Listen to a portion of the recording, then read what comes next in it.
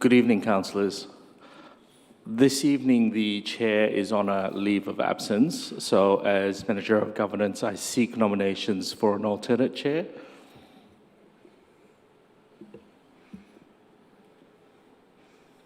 Councillor Watson. Thank you. I'd like to nominate Councillor Thompson. Councillors, we've got a technical issue. Can I just seek someone to move an adjournment? Councillor Sinfield? Thank you. And Councillor Watson? Happy to second. 5 minutes. All those in favour? I declare they carried. Thank you. Thank you, everyone. Can I seek a motion to resume? Councillor Sinfield? That's twice. And Councillor Hollingsworth is a seconder. All those in favour? I declare that carried. Thank you.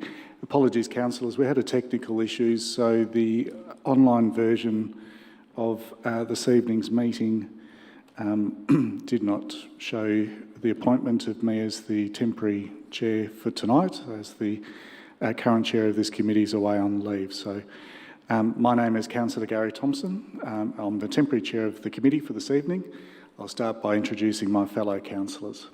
Seated to my left on the horseshoe table closest to me, Councillor Jim Park, Councillor Cynthia Watson, Councillor Felicity Sinfield, our Mayor, Councillor Wes Galt, adjacent to Councillor Sinfield, and opposite Councillor Galt we have our Deputy Mayor, Councillor Lisa Hollingsworth, Councillor Jane Addis, Councillor Susan Bigger, and Councillor Victor Franco.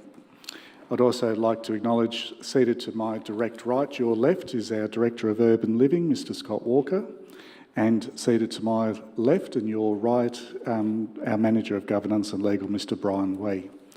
There'll also be a number of other officers presenting their reports this evening, and I'll introduce them as they come forward.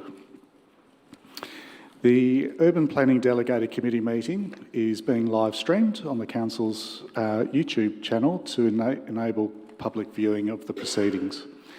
The meeting is also being recorded. It will be made available on the Council channel as soon as practically possible after the meeting.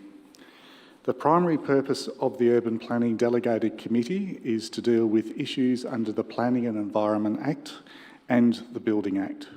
This committee has delegated authority to make decisions on behalf of Council. For those presenting this evening, when it comes to the agenda item, it will be firstly introduced by a Council officer. I will then call you up one by one to come forward and address the committee. If you're making a submission, please present your viewpoints clearly and concisely on why you support or oppose the planning application. We will have a number of presenters this evening, so I'd encourage everyone not to repeat what earlier speakers have said and to keep submissions focused on the relevant issues or things that haven't been raised previously. If you're opposed to the planning application, please tell the committee why you disagree and suggest an alternative approach that would satisfy your concerns. Please focus on your concerns rather than matters of history or details in the officer's report. There is a strict time limit of 3 minutes for each speaker, including councillors, and whilst as chair I can vary that time, tonight, given the number of presenters, I will not. At the 2.5 minute mark, I'll ring this bell, which will indicate that you've got 30 seconds to conclude your presentation. For those of you in the gallery, I'd like to take the opportunity to remind you to extend due courtesy and respect to each other and to the committee as a whole as you present. This includes remaining quiet while others are presenting and giving them the opportunity to present and not disrupting the decision-making process. Apologies. Mr Wee, are there any apologies this evening? Through you, Chair, Councillor Gillies and Councillor Stavrou are apologies this evening. Thank you, Mr Wee. Item 1, adoption and confirmation of the minutes of the Urban Planning Delegated Committee meeting held on the 17th of July 2023. Councillors, I'm in search of a motion to move and adopt. Councillor Hollingsworth? As circulated, thank you. Thank you. And seconded, Councillor Addis? Yes, thanks, Chair. Is there any opposition on that item? I declare those minutes moved and adopted. Thank you, councillors. Item 2, declaration of a conflict of interest of any councillor or council officer. Are there any conflicts this evening? Councillor Addis. Yes, Chair, I'll be declaring a conflict of interest for item 3.4, and I'll say a little more when the time comes. Thank you. I'll give you that opportunity when that comes forward. Thank you, Councillor Addis. We'll move forward to our officer presentations and reports, item 3 on the agenda. Item 3.1 is the Smythesdale Estate Precinct, consideration of the panel report, Amendment C388, borrow.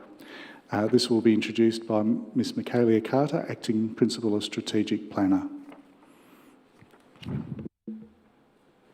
Thank you, and through you, Mr Chair. Tonight's report is to inform the committee of the recommendations of the Independent Planning Panel appointed to consider submissions to Amendment C388 to the Burundara Planning Scheme. The amendment seeks to apply the heritage overlay to the Smythesdale Estate Precinct, comprising 12 properties in Harcourt and Carlisle Streets, Hawthorn East. 2 submitters in support of the amendment requested to be heard by the panel. Whilst the 2 parties to the hearing supported the amendment, both parties submitted the heritage precinct met the threshold for criterion H, which is associative significance, based on Ms Jessie Henderson's CBE residing at 89 Harcourt Street. Ms Henderson was a pioneering social worker and an influential advocate for women's rights during the first part of the 20th century. The panel subsequently sought a response from Council, and on the 11th of July, Council circulated a memorandum from RBA Architects, Heritage Consultants, clarifying why the precinct did not meet the threshold for criterion H. The consultants recognised Ms Henderson was a notable person who resided at the property. However, as no built heritage fabric could be attributed to Ms Henderson's time at the dwelling, the criterion could not be met.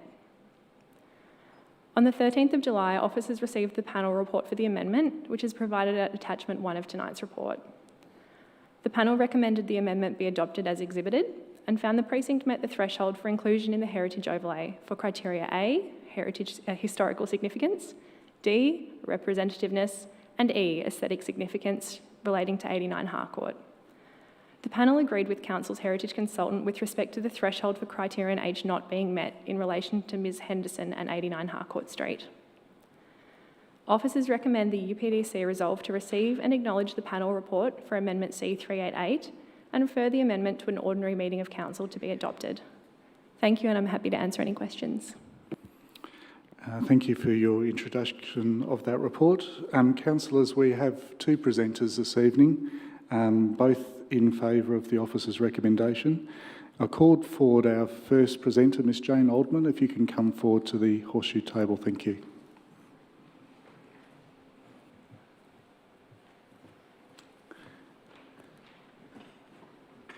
Thank you, Ms Oldham. If you can commence with your name and your suburb and your 3-minute presentation. Thank you. Thank you. Good evening. I'm actually speaking on behalf of Christina Brannigan, and both Christina and I live in Camberwell. Can you hear? Is that better? Yep. Okay. Good evening. I welcome the findings of the panel and am very happy that the Planning Department proposes the creation of the Smythesdale Heritage Precinct. I would like to thank our Mayor, Councillor Sinfield, in particular for her support for the initial heritage study. Also, to thank the officers and the heritage consultants who have undertaken the work and produced such an interesting study that increases the community's understanding of the history and architecture of the area and records this forever. I hope that this and the many other heritage studies can be shared with the community in ways that make all the wonderful research undertaken in recent years more easily accessible to the community via Council's website and via other means of communication, so that appreciation and understanding of our local history and heritage places grows. The houses included in this precinct are great examples of local 19th century heritage architecture, and their inclusion in a heritage overlay in this area will complete the protection of important sections of Harcourt Street and Carlisle Street, which today have been excluded. 89 Harcourt Street in particular is an outstanding example and a landmark house. It would very likely be demolished in coming years should it not be protected now. As officers had explained, this outcome has been the result of a community nomination by a number of us in the community in early 2021, just 3 or so years after the Hawthorne East Gap study had been undertaken. This potential precinct was not identified at that time. This then is a good example of a community nomination that enabled council to identify and hopefully now conserve these important places for many generations to come. Several planning panel reports have stated that even the best large heritage studies cannot possibly identify all the places in a city that the community expects and that the regulations require protection. Facilitation by council of community heritage nominations and active council law consideration play key roles in the heritage conservation process, and I hope we will continue to seek to identify and protect places in this time of grave risk to Melbourne's heritage places. I hope the council laws will support the officer's recommendations. Thank you. Thank you, Ms Oldham. Spot on for time as well. Thank you. Councillors, any questions for Ms Oldham this evening? There appears to be none. Thank you. You may return to the gallery. Councillors, our second presenter is actually online, Ms Meredith Muirden, and I've agreed as the chair this evening to read out a submission that she's put forward. Hello everyone, my name is Nerida Muirden. I live in Camberwell. Thanks for the opportunity to have my speech read out tonight. I fully support the officer's recommendation to accept the panel's recommendation of including the Smythesdale Heritage Precinct into the Heritage Overlay. Thank you, councillors and council officers, for all the work that you're doing in the Heritage Assessment Study for Harcourt and Carlisle Street in Hawthorne East. In particular, I'd like to acknowledge Mayor Felicity Sinfield for her work, for her support of the community nomination, and Michaelia Carter for her hard work. The 11 Victorian houses built in the 1880s and 1890s are one of the most historic areas in Hawthorne East and are worthy of being protected. It's great that 89 Harcourt Street, an Italian Victorian with an incredible history, was identified and proposed to be graded individually significant. These highly intact houses, trees and beautiful gardens are important to the community. They are also next to an existing precinct. I appreciate Council's ongoing interest in heritage identification and protection. It is good to see Council and the community working together to try and protect these heritage houses. Thank you. Councillors, that concludes our presentations this evening, so I'll move back to officers for any matters arising. Thank you, and through you, Chair, nothing to add other than to thank the presenters for their submissions this evening. Thank you. Councillors, do any councillors have any questions of officers? Question. Councillor Hollingsworth. Thank you, Mr Chair. Sorry, Councillor Sinfield was just ahead of you, Councillor Hollingsworth. Councillor Sinfield. Thank you, Chair. No question, but a motion when you're ready. Thank you. Councillor Hollingsworth. Thank you. My question's to Ms Carter. You mentioned during your presentation that if this is adopted by Council this evening, it will then come to a Council meeting. Is that correct? Yes, that's correct. If the UPDC decides to refer the item this evening, it will go to an ordinary meeting of Council later in the month for adoption. Right. And are you able to advise when would it be likely to be the next Council meeting? It's tentatively listed for the 25th of September, I believe. Right. Thank you for that. Thank you. And sorry, just one final question then. If it was adopted at the Council meeting and lodged with the Minister for gazettal, are you able to advise roughly what the time frame is at the moment? And I understand there's no exact formula, but... Unfortunately not. The department's quite busy with other priorities at the moment, so it's very difficult to guess, unfortunately. But we generally lodge very quickly, if not immediately, after the Council resolution. Right. Thank you. Thank you. Thank you, Councillor Hollingsworth. Any further questions of officers? I'll move back to a foreshadowed motion. Councillor Sinfield. Thank you, Chair. The officer's recommendation, please. Thank you. To assist Councillor Sinfield, is there a seconder? Councillor Hollingsworth, your light's on. Happy to second, thank Happy you. to second. Again, to assist, is there any opposition on this item? There being none, I'll move to the mover to speak to the motion. Thank you. Thank you, Chair. I'll keep my comments brief, but I'll start by thanking the community who, in fact, nominated this this area, this precinct, which started with 89 Harcourt Street and grew a little from there.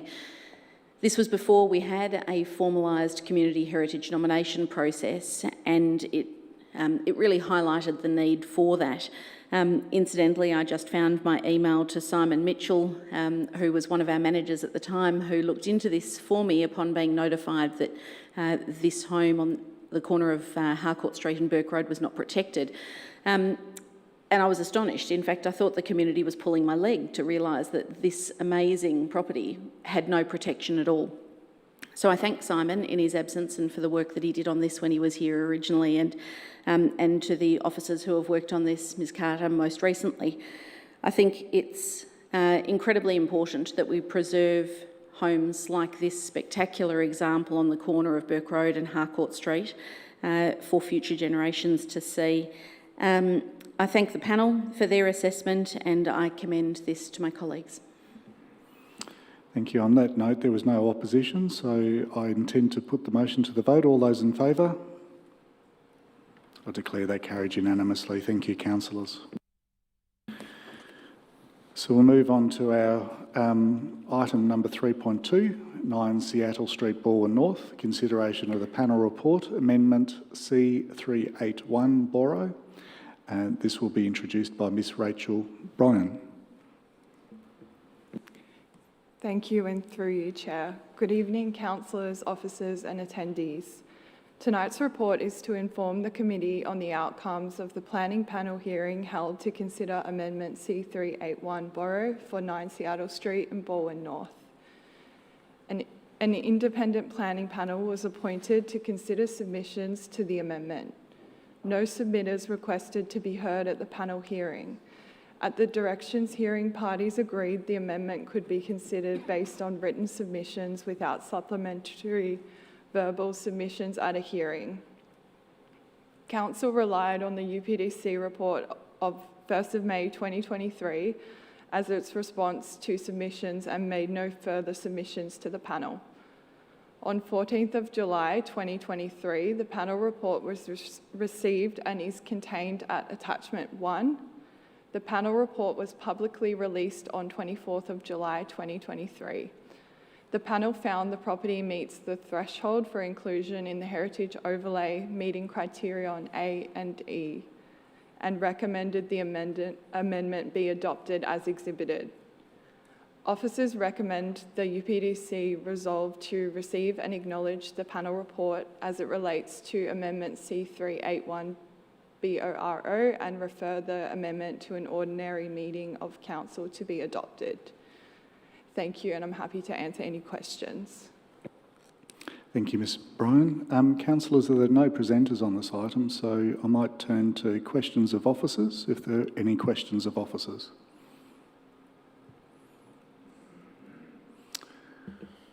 Councillor Park. I'll move a motion if there's no questions. Doesn't appear to be any. Reluctantly, the officer's recommendation. Thank you. And have I got a seconder in Councillor Watson? My sentiments exactly, and I will second the motion. Okay. To assist Councillor Park, is there any opposition on this item? There being no opposition, Councillor Park? I won't speak, Chair. It's not opposed and the report's there for all to see. Thank you very much, Councillor Park. On that basis, I'll put the motion to the vote. All those in favour? I declare that carried unanimously as well. Thank you, councillors, and thank you, Ms Bryan.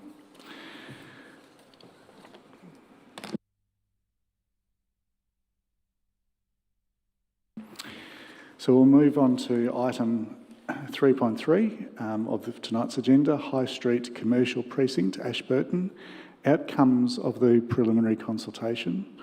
This report will be introduced by Mr Robert Costello, Acting Coordinator of Strategic Planning. Thank you, and through you, Chair. Good evening, councillors, officers and attendees. The purpose of this report is to inform the Urban Planning Delegated Committee on the outcomes of preliminary consultation on the revised heritage citation for the High Street Commercial Precinct in Ashburton, prepared by GJM Heritage. The report also seeks a resolution to commence the planning scheme amendment process to apply the heritage overlay to the recommended heritage precinct on a permanent basis. The High Street Commercial Precinct was initially identified in the draft Ashburton Heritage Gap Study prepared by Context in 2019, which recommended 9 individual heritage places and 2 heritage precincts for inclusion in the heritage overlay. The citation for the High Street Commercial Precinct was not adopted as part of the wider study and was deferred for consideration and independent peer review.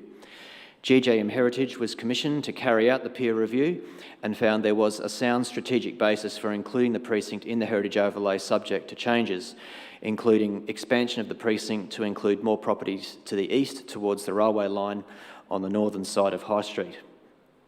On the 6th of March 2023, the UPDC resolved to carry out preliminary consultation on the revised heritage citation prepared by GJM Heritage. Preliminary consultation on the updated citation was undertaken from the 3rd of April to the 13th of May. 30 submissions were received, including 27 objecting, 1 opposing petition, 1 partially supporting submission and 1 supporting submission. Key issues raised include economic impacts and unfair limitation on future development potential, issues with maintenance and repairs of heritage buildings, concerns about structural condition of existing buildings in the precinct, concerns about competing planning policy objectives such as urban consolidation. With respect to economic impacts, independent planning panels have considered this issue on several occasions as it relates to heritage matters. Panels have consistently found economic impacts can only be considered at the broad community level. Private economic and financial impacts are not considered relevant. In this regard, officers found no evidence that the application of heritage controls to the precinct would generate adverse economic impacts at the broader community level. The feedback received during preliminary consultation did not demonstrate community-wide economic impacts, and the concerns raised were not considered to outweigh the benefits of protecting the precinct for future generations. Officers recommend the UPDC resolve to adopt the heritage citation and commence the planning scheme amendment process to include the High Street Commercial Precinct in the heritage overlay. Thank you, Chair. Thank you, Mr Costello. Councillors, we have 4 submitters this evening, all in opposition to the recommendation. I'll call forward our first presenter this evening, Mr Bob Stensholt, to the table.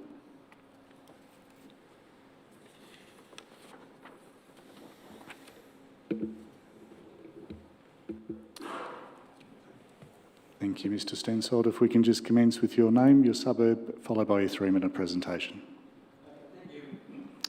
So, there we go. Sorry, we just turn on your microphone. Let's start again. I thought it was on. It's got red here. It is now.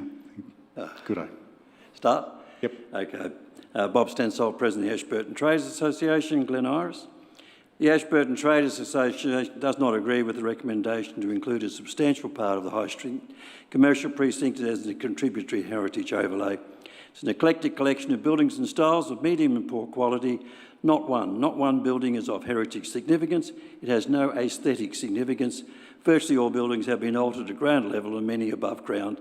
Experts even disagree as to what buildings should be included in an overlay. 1,000 Ashburton residents, shoppers and traders do not support this proposal. 1.5 respondents support it. We ask that you listen to the community and abandon this proposal.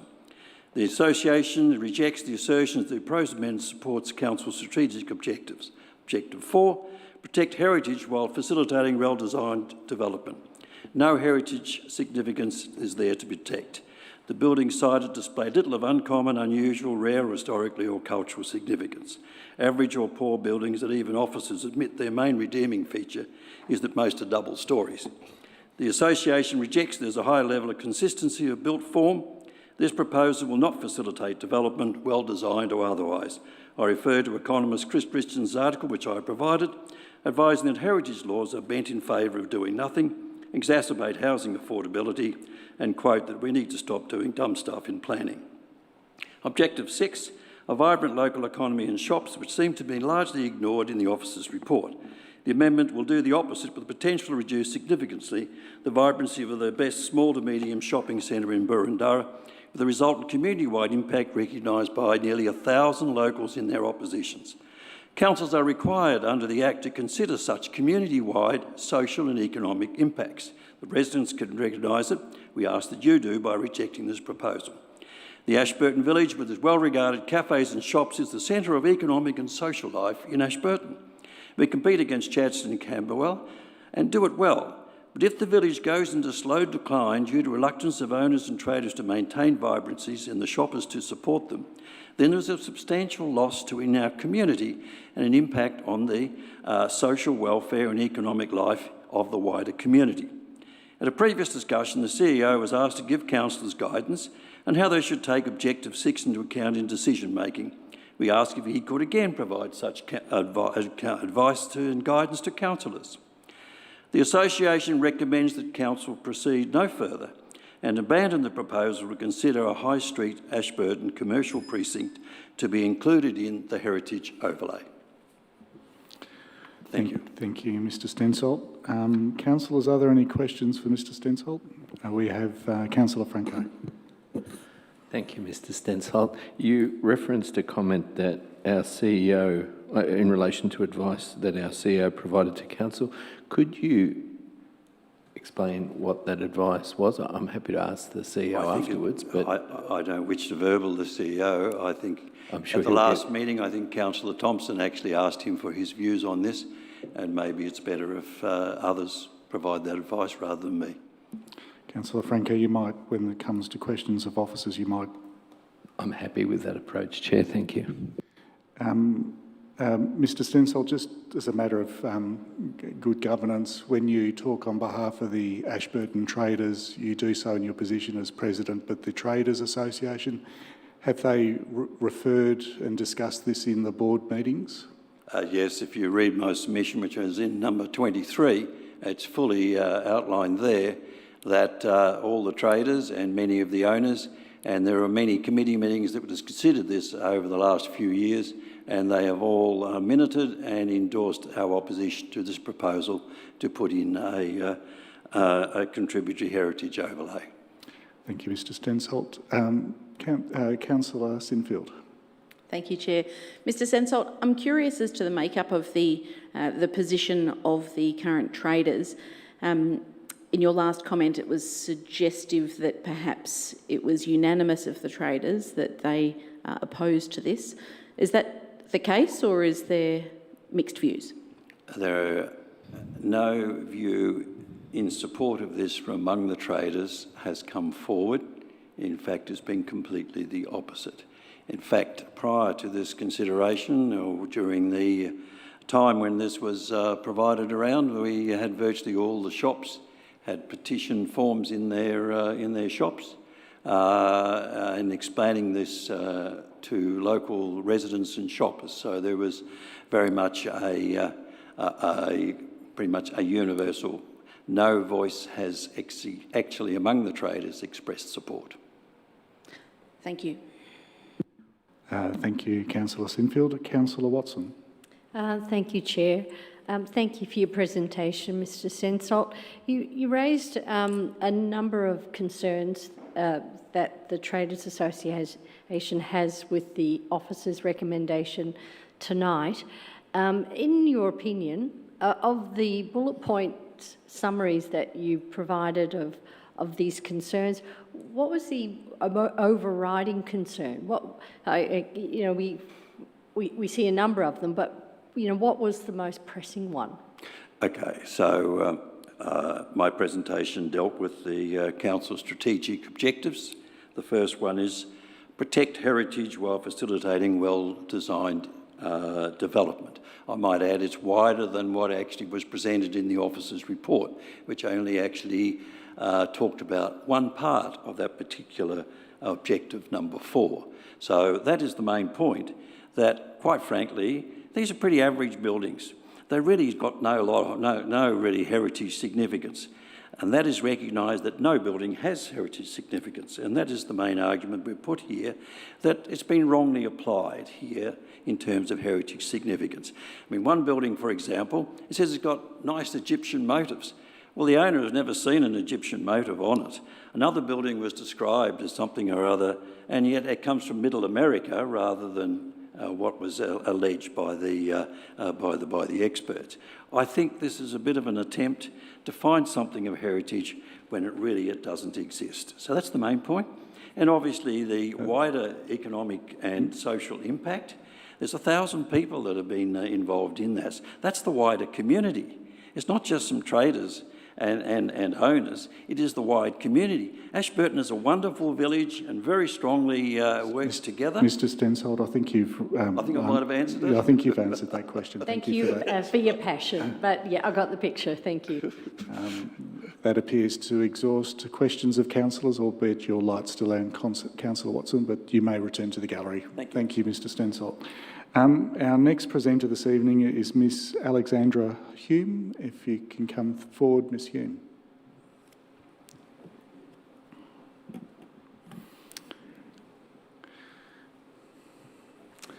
Thank you. And if we can just commence with your name, your suburb and your role, and also whether you're in support or not in support. Thank you. My name's Alexandra Hume. I'm the Marketing Coordinator of the Ashburton Village Traders Association. I live in East Malvern. Thank you for the opportunity to speak to you once more regarding the proposed heritage overlay impacting on High Street Ashburton. On behalf of the Ashburton Traders Association, I submitted to Council earlier this year a petition signed by nearly 1,000 residents and shoppers objecting to the proposed heritage overlay for Ashburton Village. These residents and shoppers of Ashburton Village and Boroondara do not want Council to impose a heritage overlay on the High Street precinct. Our association once again questions the heritage assessment criteria of the buildings included in the proposed overlay area. These buildings display little of uncommon, unusual, rare, historical or any cultural significance. Yes, they're old, but with the majority already experiencing significant alterations to their facades, they're not worthy of further preservation. None or few are original or even alike, and they're poor examples of any architectural style. As a shopping precinct, Mailing Road is known for and markets itself as a historic shopping precinct. Auburn Village possesses beautiful historical facades. Glenferrie Road and Burke Road are also significant centres. High Street Ashburton has no such architecture.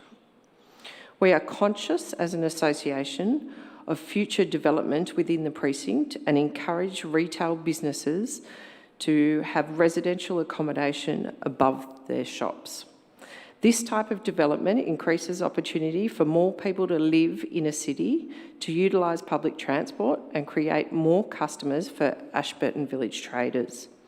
To unnecessarily preserve what are insignificant buildings opposes these objectives of the Victorian State Government and which the Victorian State Government is striving to achieve. We feel that the overlay will impact many of our existing businesses wanting to refurbish their shop fronts and will stop new businesses locating themselves in Ashburton Village as they won't be able to create the spaces their business needs. This will inevitably have a flow-on impact on all of our businesses. On behalf of nearly 1,000 people, traders and shoppers, many of whom are Boroondara residents, our association continues to object to this suggested overlay for the Ashburton Village shopping precinct. We urge councillors to hear the significant response from our community and to remove any plans for a heritage overlay in High Street Ashburton. Thank you. Thank you, Ms Hume, for your presentation. Councillors, are there any questions for Ms Hume this evening? There appears to be none. Thank you for your presentation. Our next presenter this evening is Mr Greg Price. If you can come forward, Mr Price.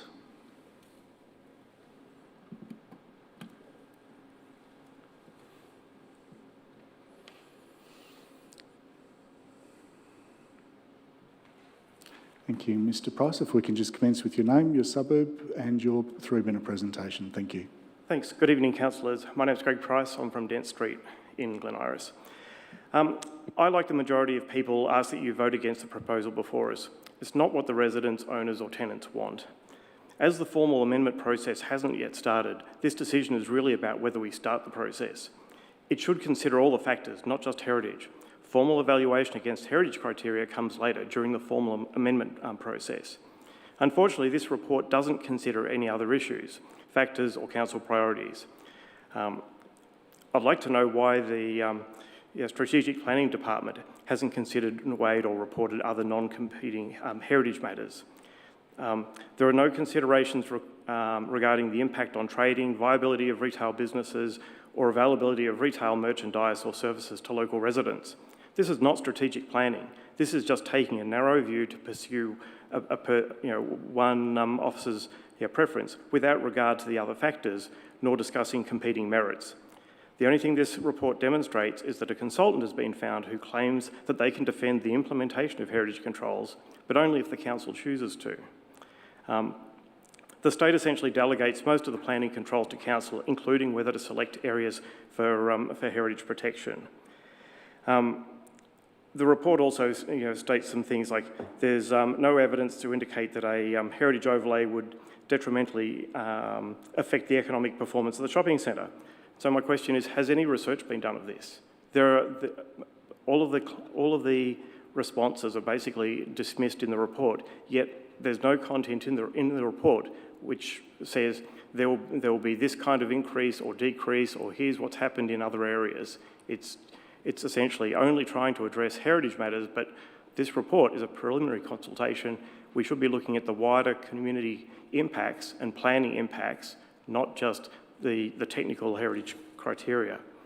There are other instances in the report where the officer states that most buildings can be protected and fixed with appropriate maintenance or care. And I guess my question is, what is the experience of the officer, given that I assume he's in strategic planning rather than building services or things like that. So unfortunately, I disagree with the report, and I find the report lacking in detail as far as what it needs to be for what I think it needs to be for strategic planning purposes.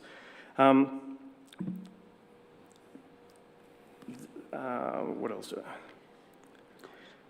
I guess I'm disappointed that all of the community feedback is essentially dismissed summarily. It's up to the councillors to weigh the factors. 10 seconds. That's right.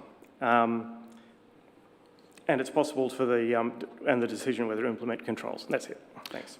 Thank you, Mr Price. We do have a question from Councillor Sinfield. Thank you, Chair. Not so much a question, but I was ready to move a point of order under section 83.1.1. Close to criticising. I think Mr Price needs to be cautioned in relation to how close to the wind he was sailing in his criticism of officers. So we have in our governance rules, clause 83, which has been referenced by the Mayor, refers to defamatory, derogatory, indecent, abusive, offensive, irrelevant, trivial or objectionable comments, language or substance. We were getting close, but I think you just fell in underneath that, Mr Price. So. Now, I'd like to be clear that any criticisms is about the report, not the officer or his abilities or anything like that, because it's a report that's created by council. I don't know who's had input to it, and so I can't attribute it to any individual. That's okay. Thank you. Any further questions, councillors, for Mr Price? There appears to be none. Thank you for your presentation. Thanks very much. We'll move on to our last presenter this evening, Mr Peter Friend. If you can come forward, thank you.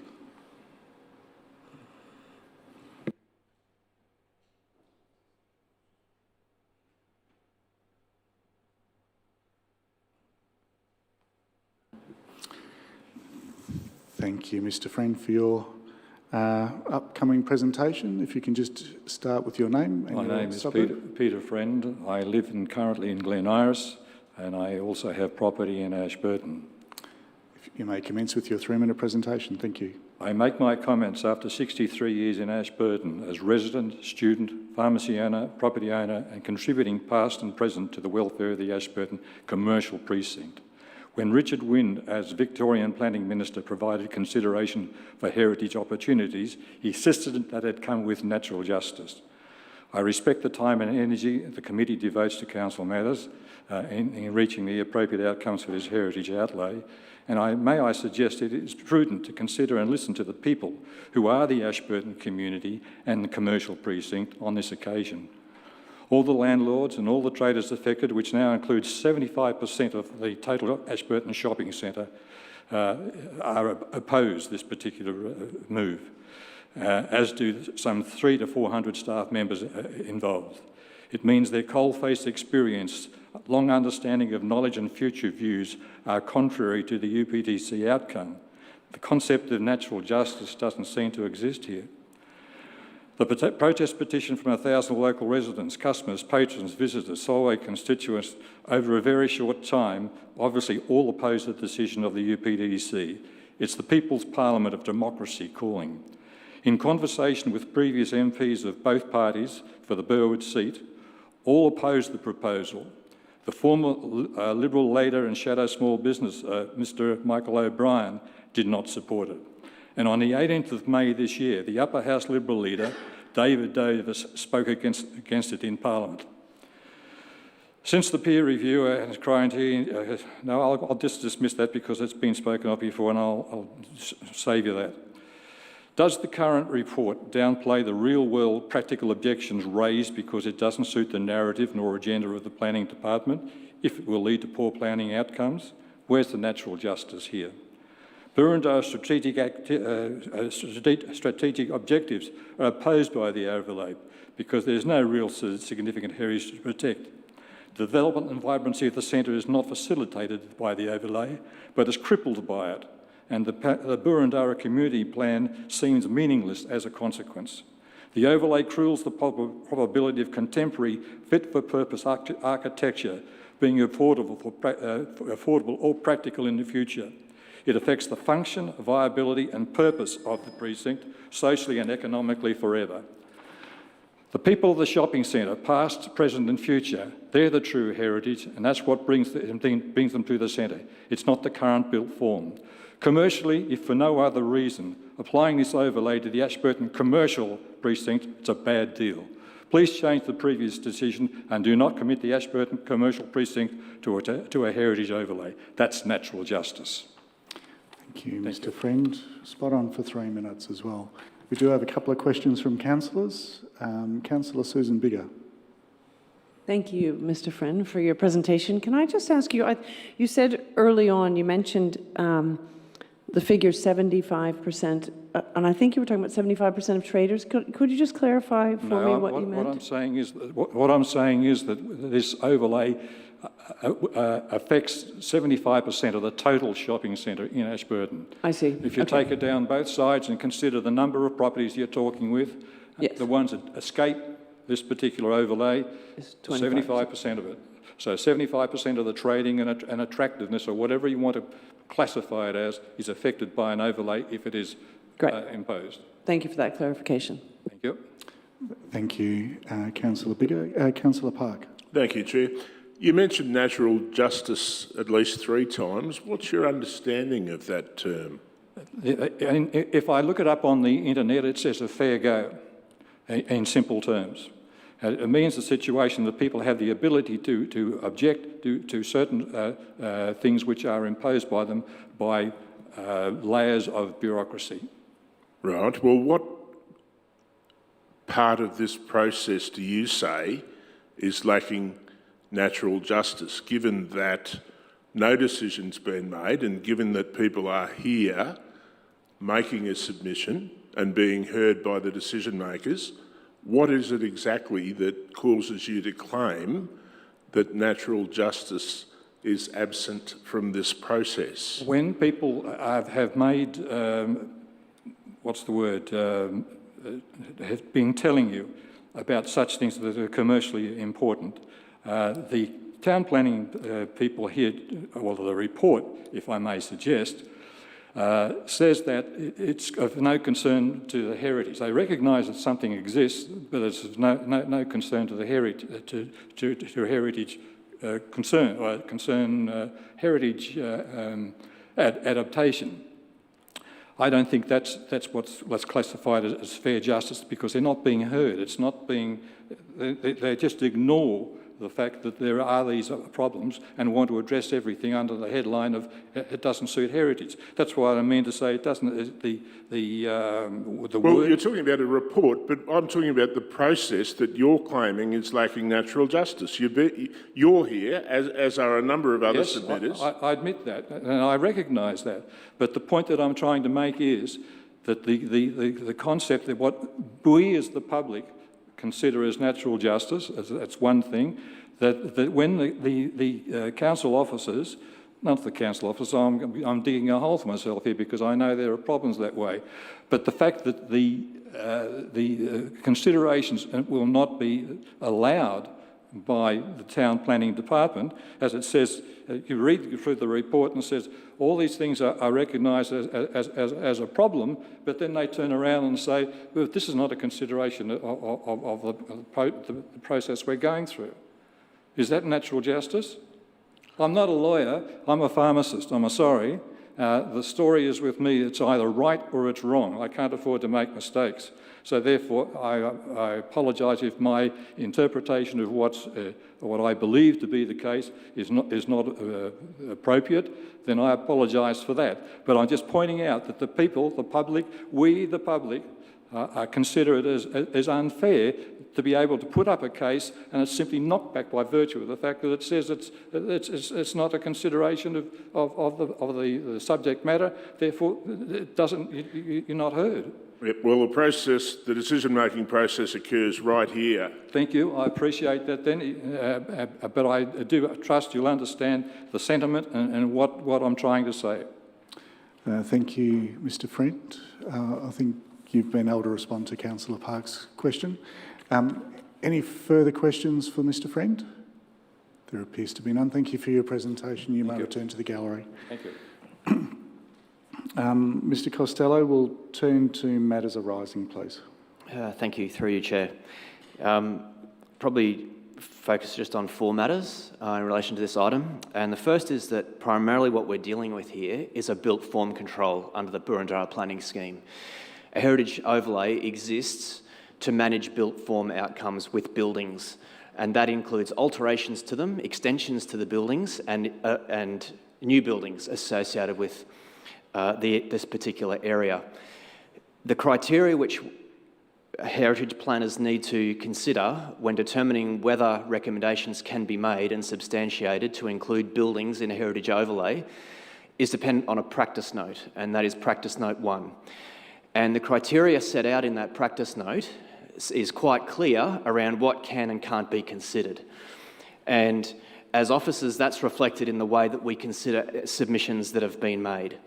It's not that it's thrown out on the basis that we don't agree with it. It's made on the basis that it can't be considered. So issues of private economic impacts, such as impacts on property value, impacts on the potential ability to retrofit a building with new buildings and works and renovations and so on, those are things which can be dealt with at the planning permit stage. It's not necessarily a matter of considering the application of a heritage overlay and the merits of that when it comes to those particular issues. What we're primarily interested in is, does the buildings or the precinct satisfy the criteria set out in the practice note, which is criteria A to G and so on. So that's the basis on which GJM Heritage have considered the precinct, and it satisfies 2 of the criteria, which is aesthetic significance and representativeness. The second point is how wider economic impacts are considered. And it is not actually in the practice note relating to the heritage overlay that those are considered. It's actually under the Planning and Environment Act and the objectives of the Act where wider economic impacts of such proposals are considered, and that is the basis upon which we've considered submissions made on this matter. And so where issues are raised that go to a wider impact on the community from the application of heritage controls, officers have clearly stated that is relevant, and we've sought to make a response to that particular point. And the point that officers have raised is that no evidence has been provided in submissions to explain why it is that the application of the heritage overlay to this particular group of shops is going to generate a wider impact on the community and its economic sustainability.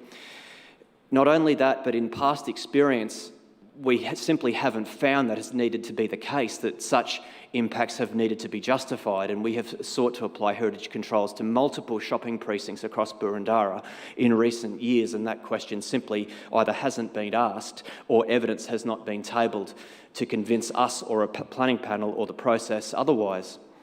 So that has been our experience around this particular issue. We haven't undertaken an economic impact assessment of the application of the controls in the High Street precinct.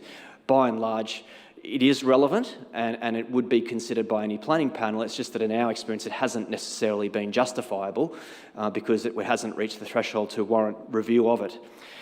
The other point, the final or the third point, is how we would consider typically the quantum of objections or the quantum of submissions received.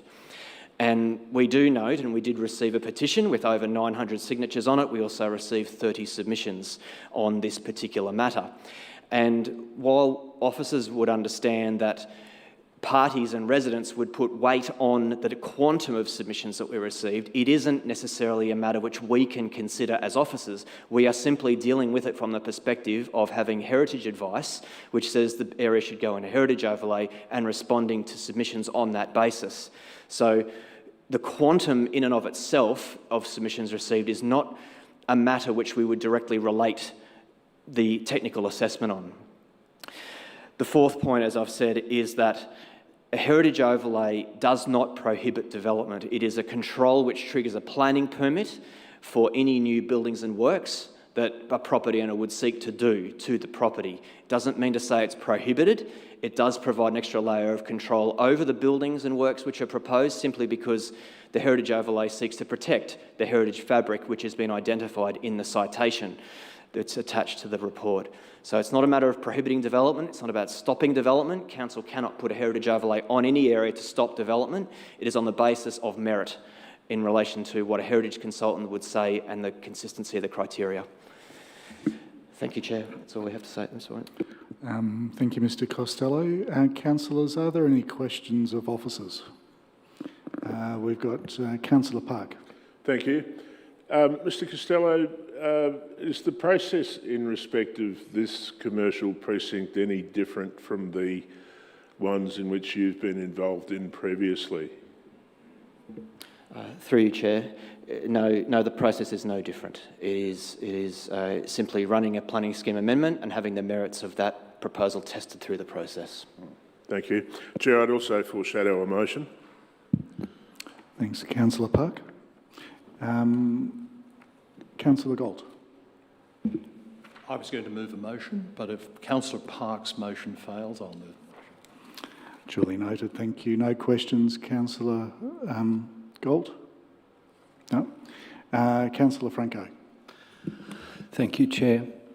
I have three questions. One is a more minor one, and I don't know if officers will be in a position to answer it, but I looked at the properties that supposedly have the Egyptian revival style, and I couldn't actually see any of the traits in that. It could be my own lack of awareness, but is anybody able to expand? That was a topic, a point that Mr Stensholt made in his presentation as well.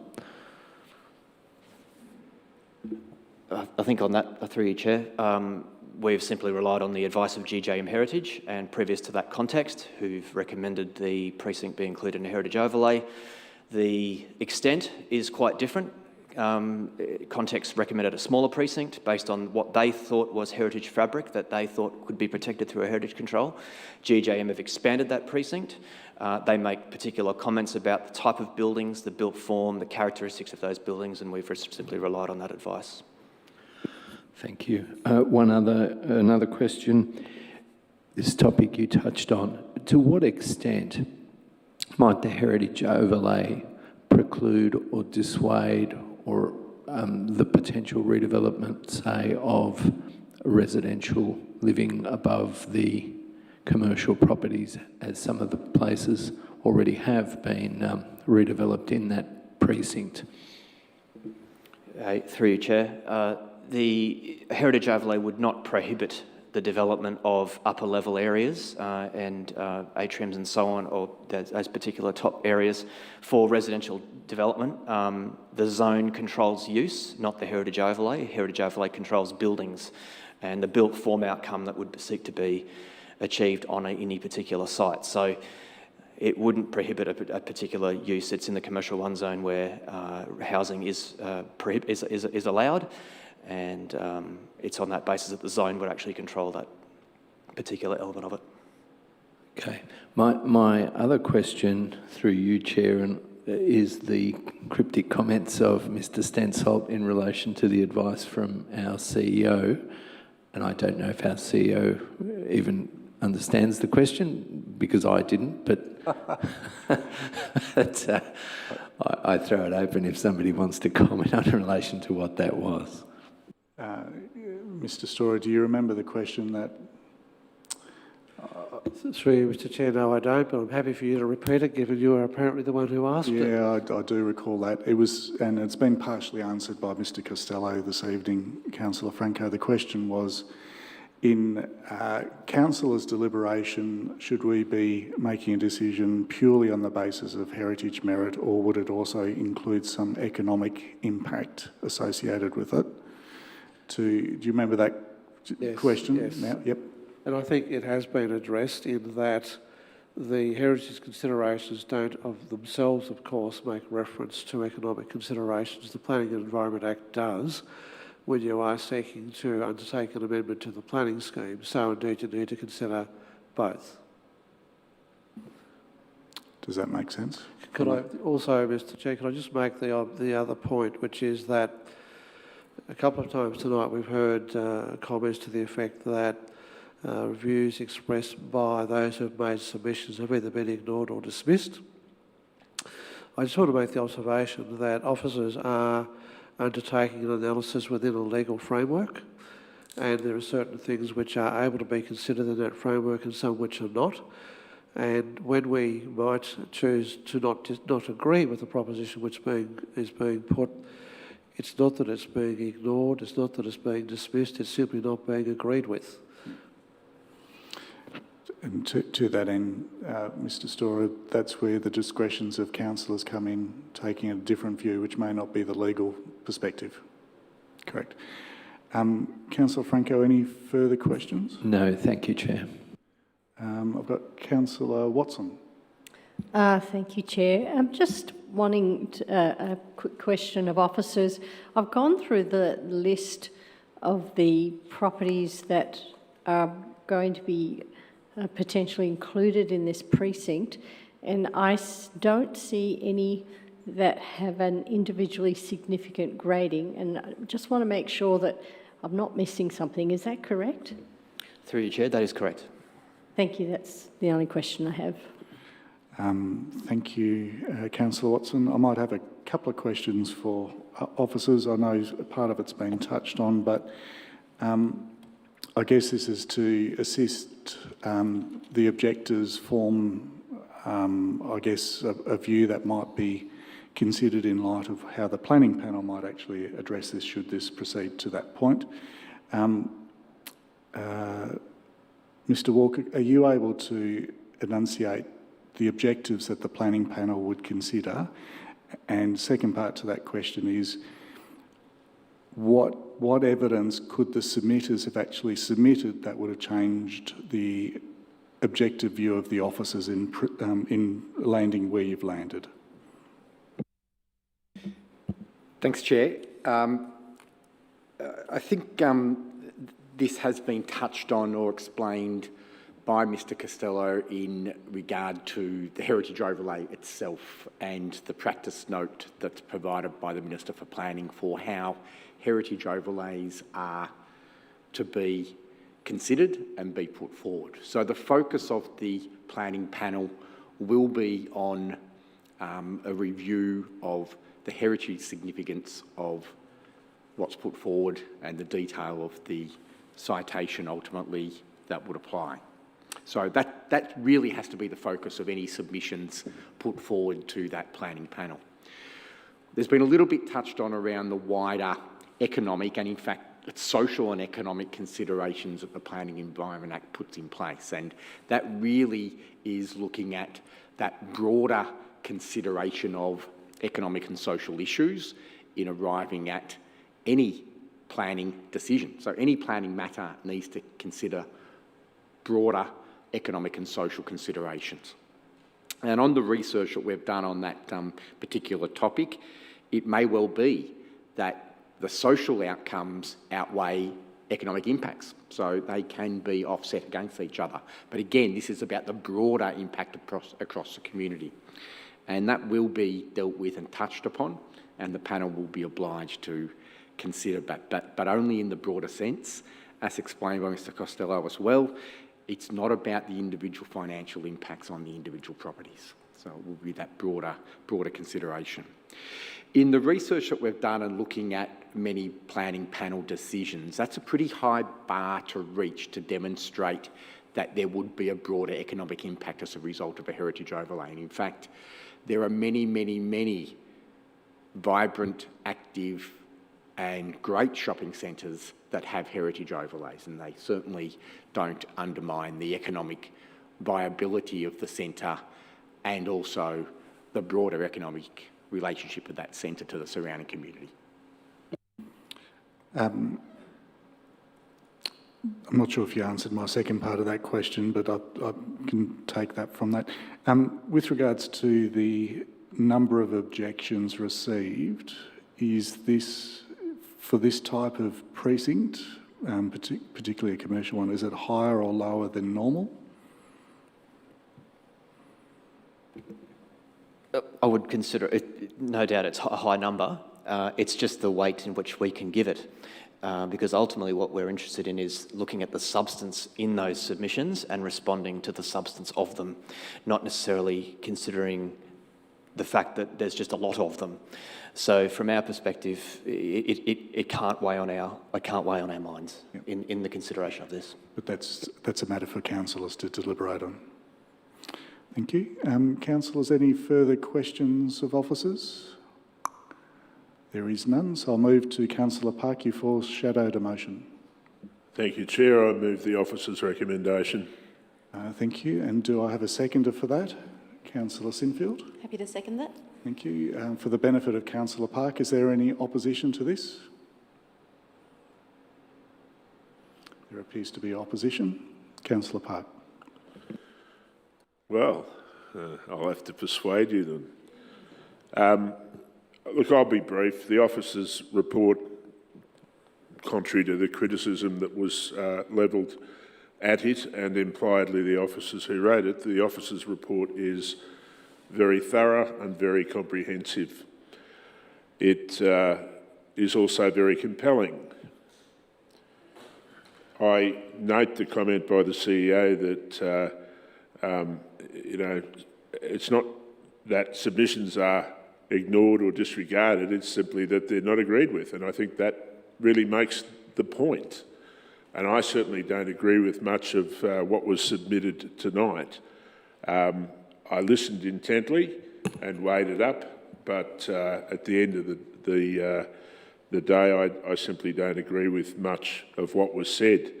I'm not at all persuaded by the particular number of signatories to petitions. I've seen how many of them work. They're thrust in front of people who really have little interest or little understanding at times of what it is that they're being asked to sign off on. But yeah, okay, let's just get it over and done with is often the approach.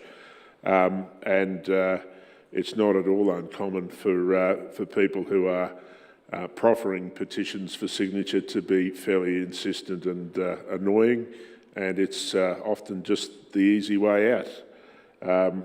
I'm sure that the traders wouldn't have done that here, but nonetheless, I'm not persuaded on matters of town planning by a certain number of signatures, whether it's higher, lower, or right on the average, whatever that might be.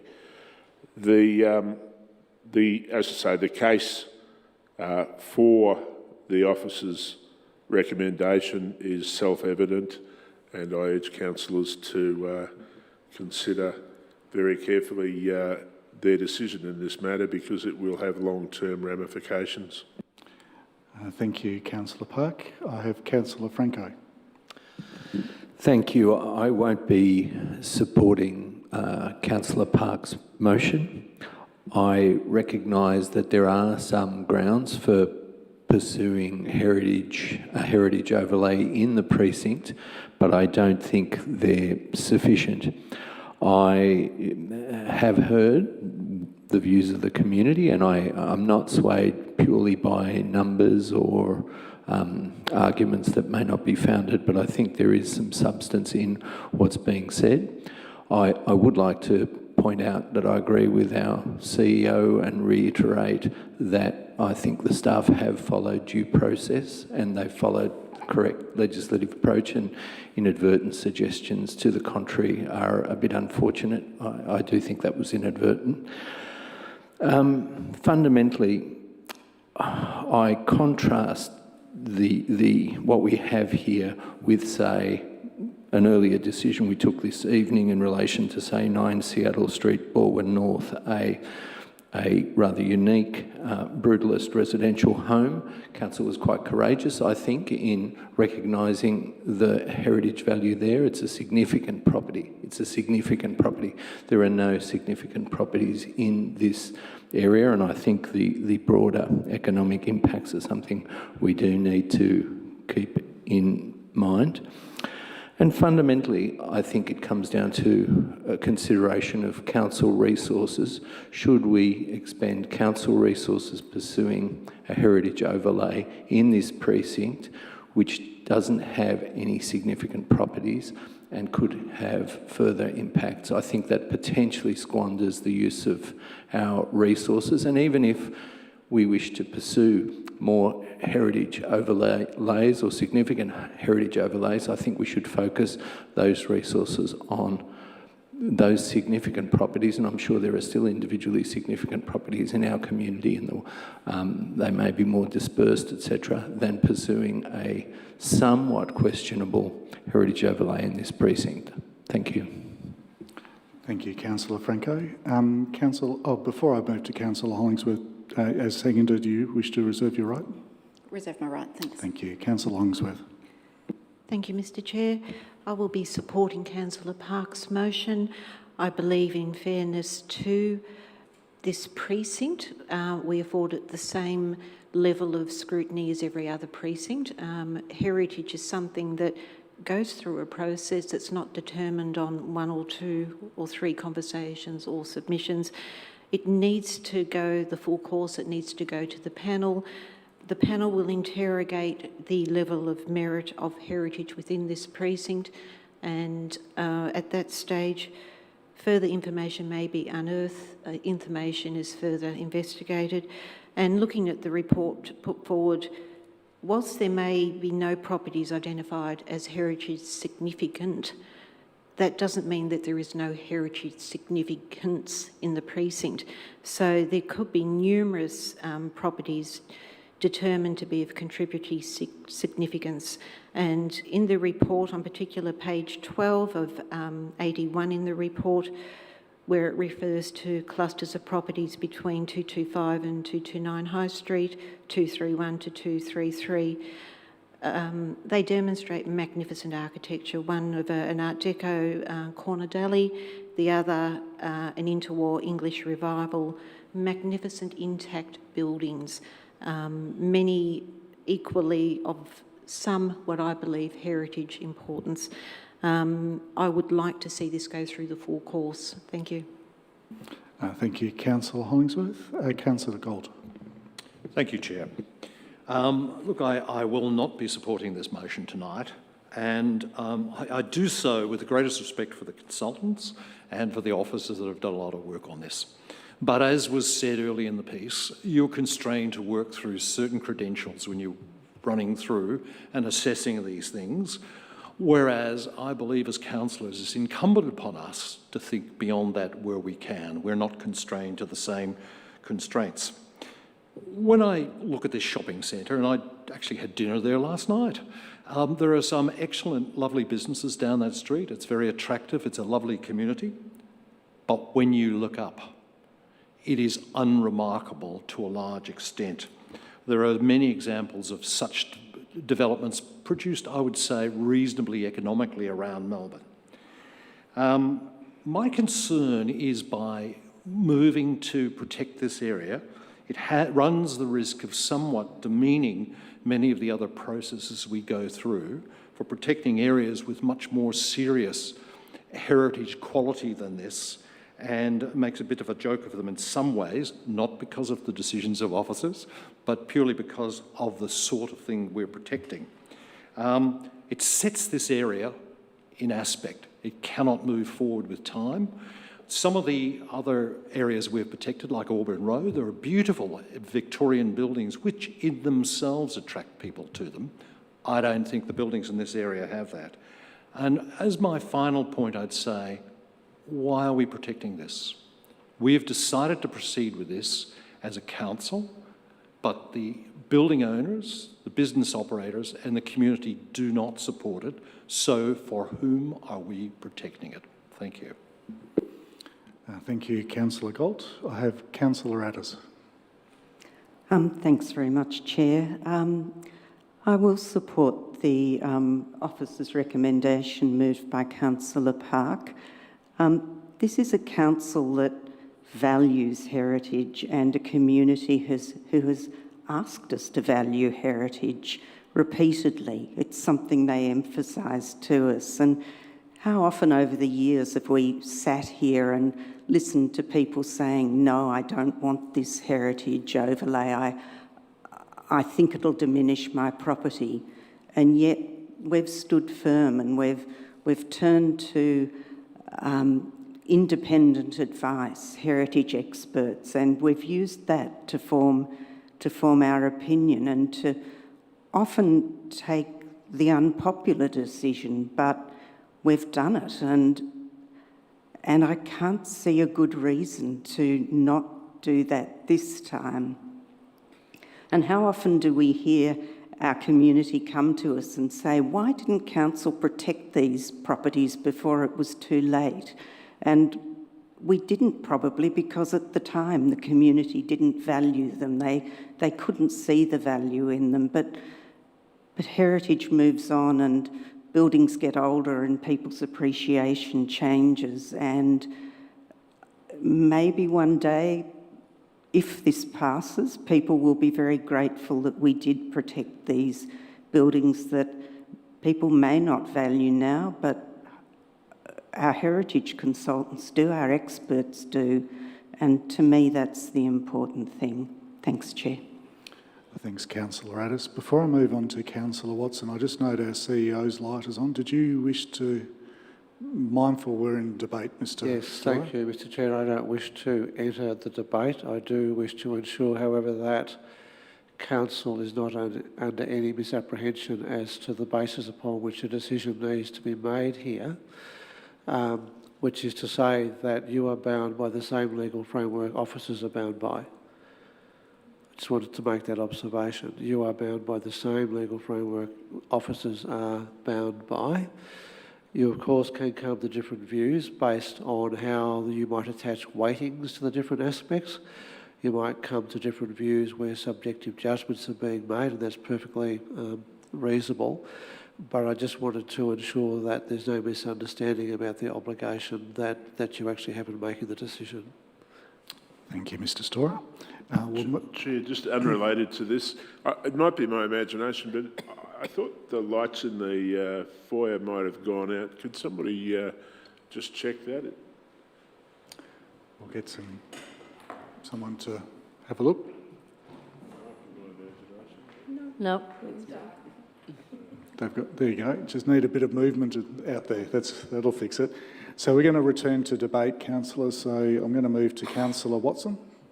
Thank you, Chair. I will keep my remarks brief because several councillors have covered off on some of the points that I wanted to make. I won't be supporting this motion this evening. And I think the biggest stumbling block for me is that there are no individually significant buildings. Thinking about shopping centres as an example, you'll have your anchor tenants and then you sort of fill in bits in between.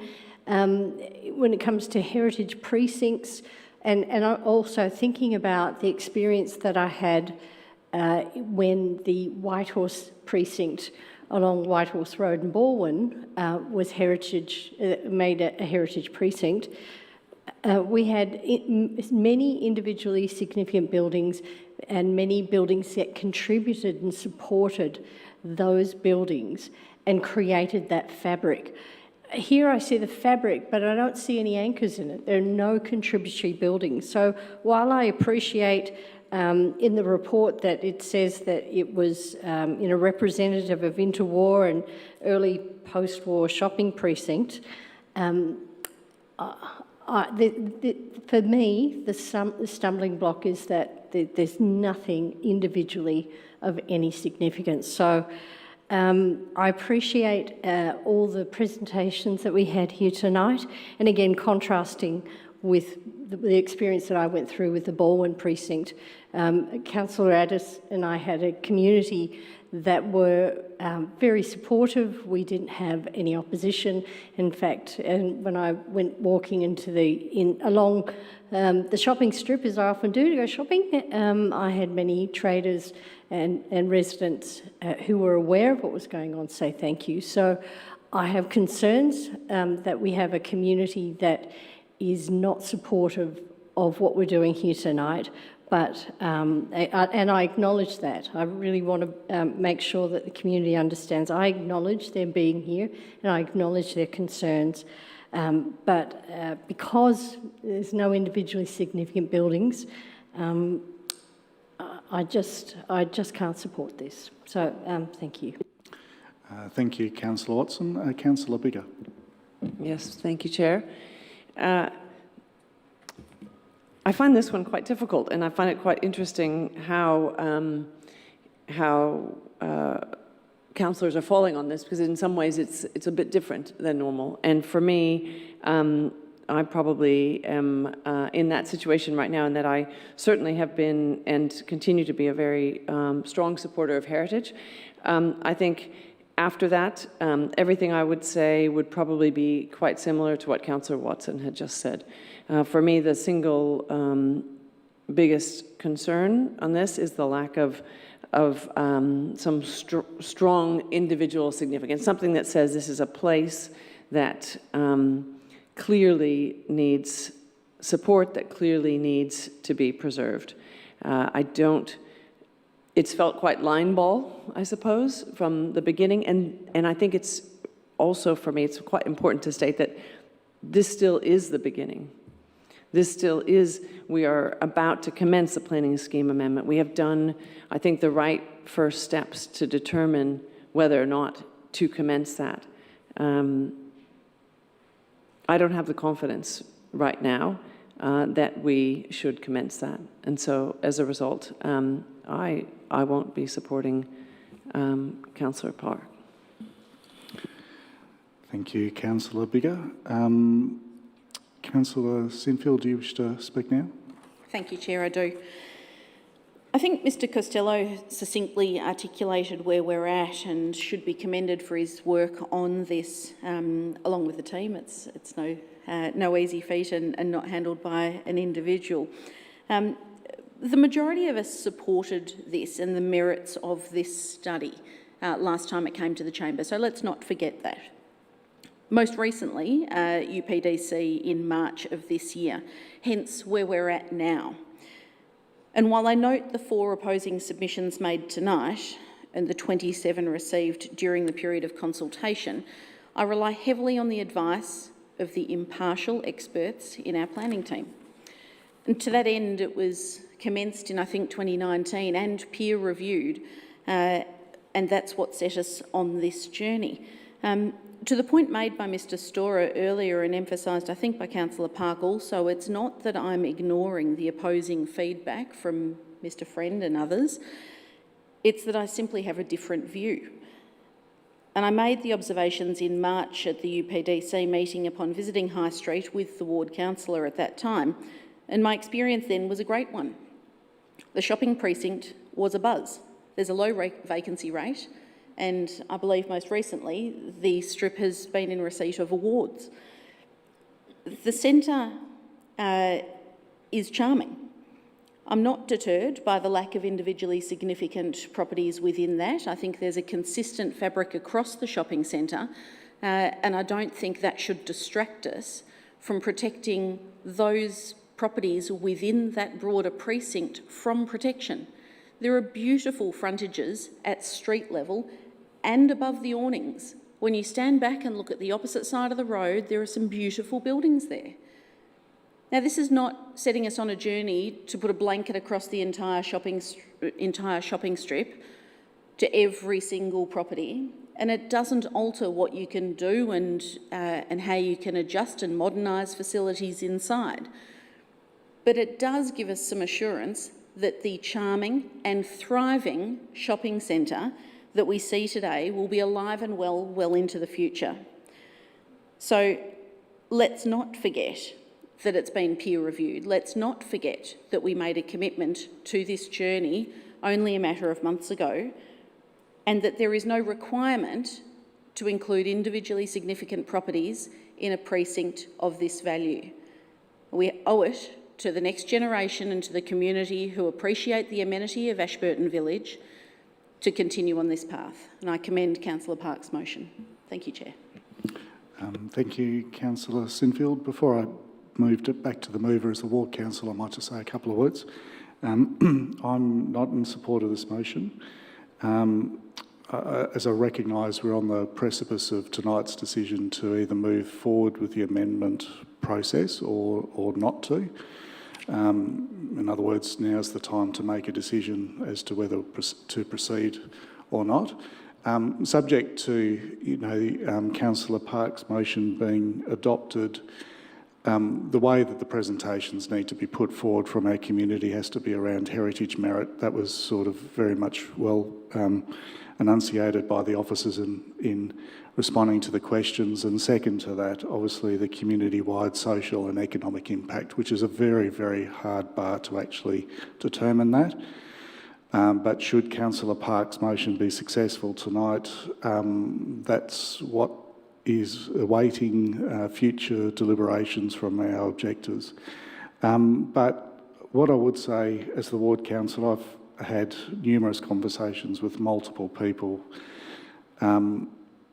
We started our Heritage Gap study in 2015 because that was community support. They wanted to protect heritage. And I've got to say, of the 7 precincts, they've all been very well received. Ashburton, on the other hand, hasn't been well received, and it's far beyond just the traders. It's actually the community that's not receiving it particularly well. So whilst, moving forward, it'll be based on heritage merit and also broader economic and social impacts. For tonight, I've got to listen to my residents who've said very much loud and clear this is not something that they seek to protect. In considering that, even if it doesn't have heritage protection on it, I don't think it's going to change a lot, to be honest. I think it's probably going to stay exactly the same as it is for many, many years to come. With that said, I'll move to the mover to round out debate. There you have it. From the ward councillor, the Armageddon won't happen if this process moves forward. It's interesting. To those councillors recently elected, and the CEO stole my thunder because right here I had a very big note picking up on what firstly Councillor Thompson said and then which was built upon in an extraordinary form by Councillor Galt. Councillors don't have magical powers. we are indeed constrained by the very same constraints that bind the officers. Law, principles of natural justice that we hear so much about. You can't just decide that, oh, well, let's do this without proper reasoning. So I find it breathtaking that any councillor would sit in this chamber and claim not to have those constraints. If in doubt, then the officer's recommendations are a pretty good and safe place to be, I suggest to you. The report is compelling, and as we've heard from the ward councillor, it won't be the end of the world if this goes forward, and there'll be further opportunities. You'll destroy the process at this point in time if you don't support the motion. And we hear so much about the importance of protecting what we have for future generations, which makes it even more breathtaking, some of the people who've spoken against this motion. You can't have it, two bob each way. If we're actually genuinely concerned about future generations, then here's a good way to demonstrate that. Otherwise, it's just lip service and it means nothing. So I urge you to support the motion. I won't repeat what the Mayor and Deputy Mayor and Councillor Addis said, but I wholly endorse their sentiments. It's the voice of experience. And there needn't be individually significant buildings. That makes no difference whatsoever, and it's a matter that's already been well and truly considered by officers and the consultants in putting forward the recommendations tonight. Thank you, Councillor Park. I'll now put the motion to the vote. All those in favour? Those against? I declare that motion lost. Councillor Galt, you sought to move a motion. Thank you very much. I can simply read out what I've written here, or I think there was probably a draft motion prepared in advance, potentially for this. It's significantly more than I'd anticipated, but anyway. So let's just read through that. So the Urban Planning Delegated Committee resolved to receive and note the submissions. Abandon the High Street Commercial Precinct, Ashburton Heritage Citation, not proceeding with the planning scheme amendment to implement a recommendation to include the Heritage Precinct and the Heritage Overlay, remove all the properties proposed, and right to owners and occupiers of the affected properties. That's a happy to move that, paraphrase. Okay, to assist Councillor Galt, is there a seconder to this? Councillor Watson. I'm happy to second. Thank you. And again, to assist Councillor Gold, is there opposition? There is opposition. Given this is being debated, we might encourage people not to debate too much, but I'll leave that to you. Councillor Gold. Chair, I won't repeat my earlier comments because they'd be exactly the same, with some amendments after the correction from Mr. Storer, but I'd be making the same points with a different emphasis. So I commend this motion to my colleagues tonight. Thank you. Do any other councillors seek to speak to this item, or shall I put it to the vote? Councillor Franco. I'll make a couple of brief comments.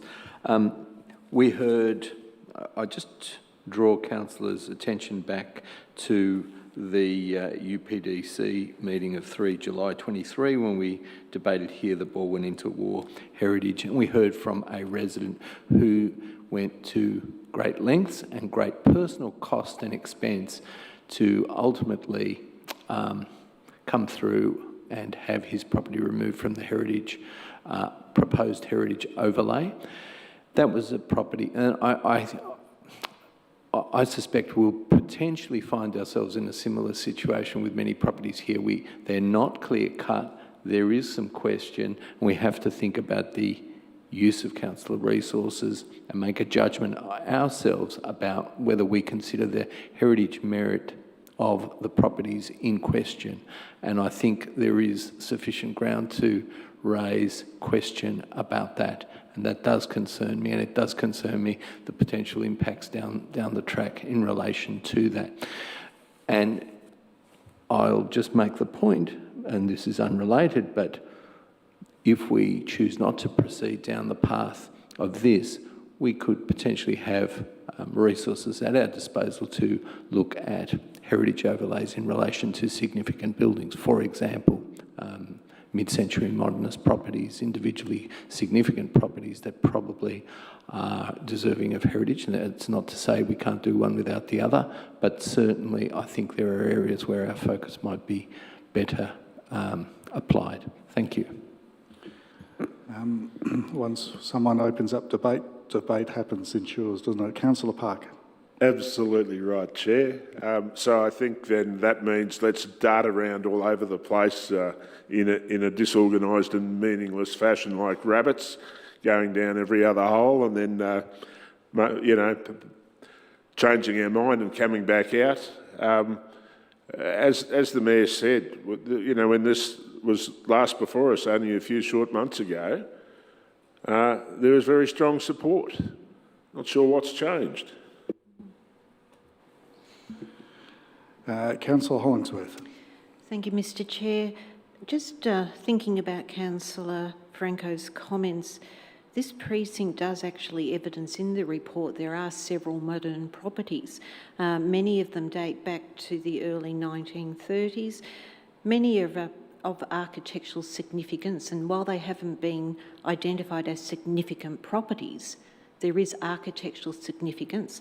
And there is a particular builder that's noted here who's quite renowned for doing clusters of 5 and 4 connecting businesses, all with their original facades, with parapets, with architectural integrity.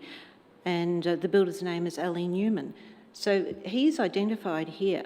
And my concern is if we don't support what was Councillor Park's motion, then we are at risk of significant influx of community nominations to consider some of these properties while they are still remaining, before they are lost, at what will be a great expense to council.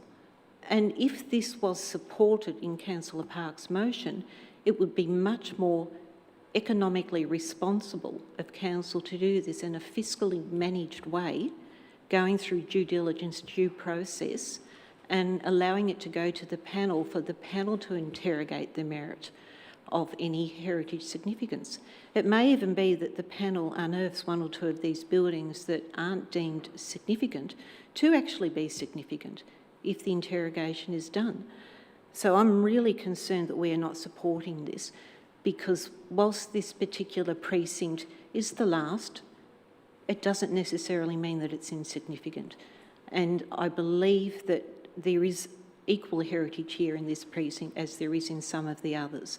So I agree that Auburn Road is magnificent, heritage Victorian era, but there are properties in Middle Camberwell in the area that I represent that are of comparable in heritage integrity to these buildings, and they were supported by council and they were afforded due process, and I'd be incredibly disappointed if the Ashburton precinct isn't afforded due process. Thank you, Councillor Hollingsworth. There appears to be no other lights on, so I'm going to return to the mover of the motion, Councillor Gold. With regard to Councillor Park's comments about sailing close to the wind, I tend to agree on the word sailing close to the wind. Before us have been brought lots of examples of great heritage areas, precincts and buildings, which have been an absolute joy to consider and move forward. When I first looked at this one, it concerned me greatly that this was floating very close to the wind for something to have heritage protection, and I've long felt I couldn't actually see it. I do agree the report was well put together and very strong arguments advanced, but I still, to my core, have trouble accepting the heritage significance of this area, and I still do. So I just, in protection of all the other processes we go through, and, I would like to say this is one example where I feel we have to say no. Let's spend the effort in other areas that have substantially more merit in this. So for that reason, I recommend to my colleagues to support this alternative motion tonight. Thank you. Thank you, Councillor Galt. I'll now put Councillor Galt's motion forward. All those in favour? Those against? I declare the motion carried. Division? Yes. Division's been called, so I will call out your name. So all those in favour of Councillor Galt's motion? I have Councillor Watson, Councillor Galt, Councillor Bigger, Councillor Franco, Councillor Thompson. Those against? Councillor Park, Councillor Sinfield, Councillor Hollingsworth and Councillor Addis. I declare that motion carried. Thank you, councillors. We'll move on to item 3.4 of the agenda, which is, before we do, Councillor Addis, you've got a conflict of interest to declare on this item? I do, thanks, Chair. I'm a direct beneficiary of the covenant under question, so I need to in fact, I have declared a conflict of interest some weeks ago. That's duly noted, so we'll just wait for Councillor Addis to excuse herself out of the gallery, and then we'll turn to this item.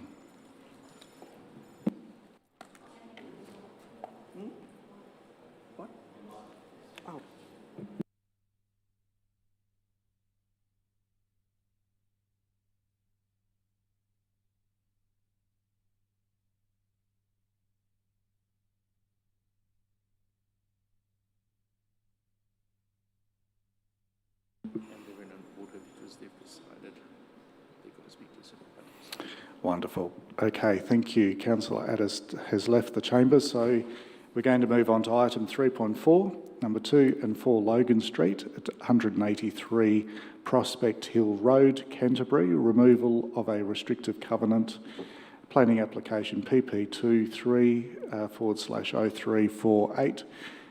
This will be introduced by Chiara Lorini, Senior Urban Planner.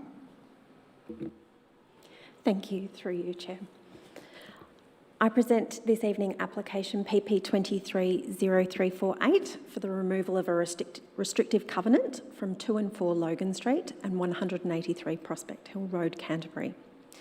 The restrictive covenant to the subject site prohibits the use and development of the land for educational purposes, aged accommodation, religious, medical, surgical purposes, any institutional purpose, or for any sporting or recreational purpose associated with the aforementioned uses.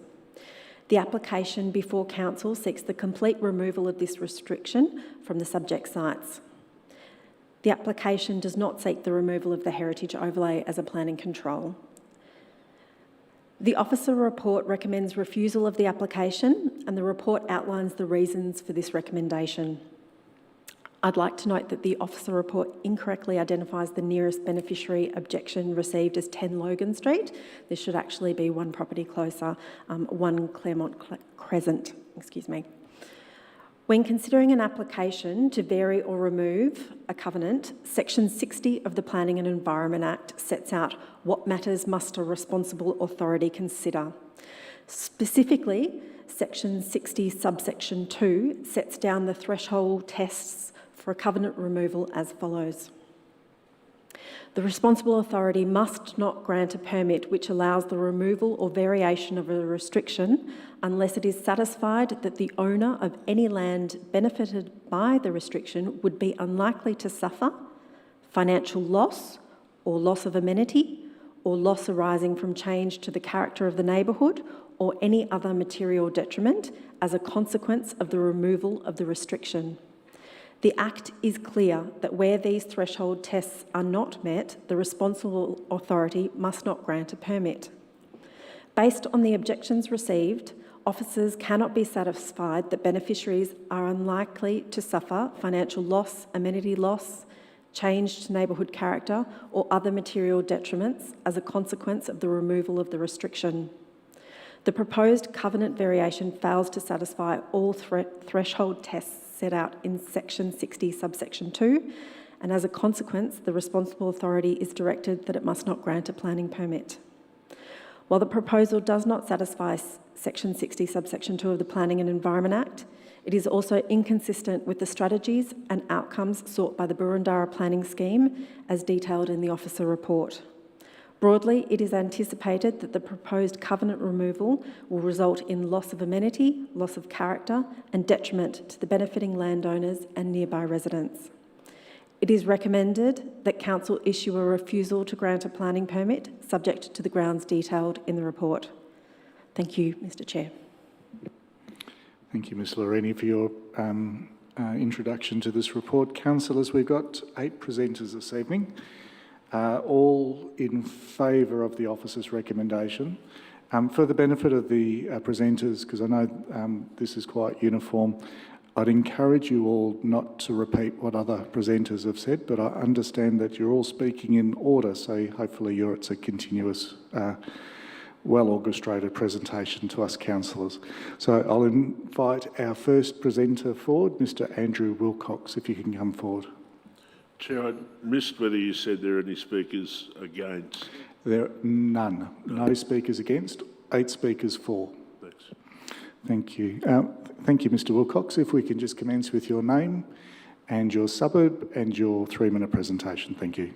My name's Andrew Wilcox. I'm a resident of Canterbury. Good evening, councillors, and thank you for the opportunity to speak this evening. I am one of the beneficiaries of the restrictive covenant under consideration. There are a number of concerned residents you'll hear from tonight, both covenant holders and other neighbours. We have held several preliminary discussions regarding this planning permit application. We have agreed to limit the number of speakers and will endeavour to be brief. Furthermore, as far as possible, we will try not to repeat the same points ad nauseum. Currently, there are 10 properties that are beneficiaries to this restrictive covenant. Excluding the 3 properties owned by Strathcona and 1 owner we've been unable to make contact with, the remaining 6 beneficiaries of this restrictive covenant are united in our opposition to the approval of this planning application.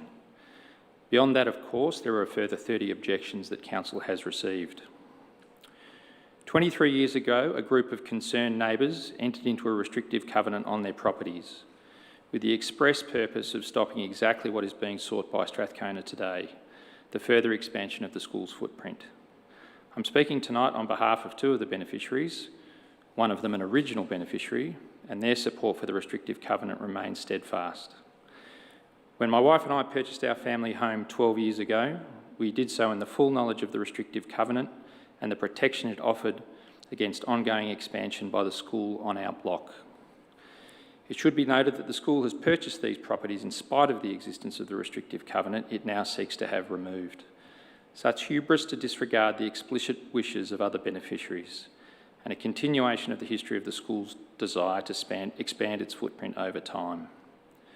I would also note that Strathcona has made no attempt to engage with other beneficiaries prior to lodging this planning permit application.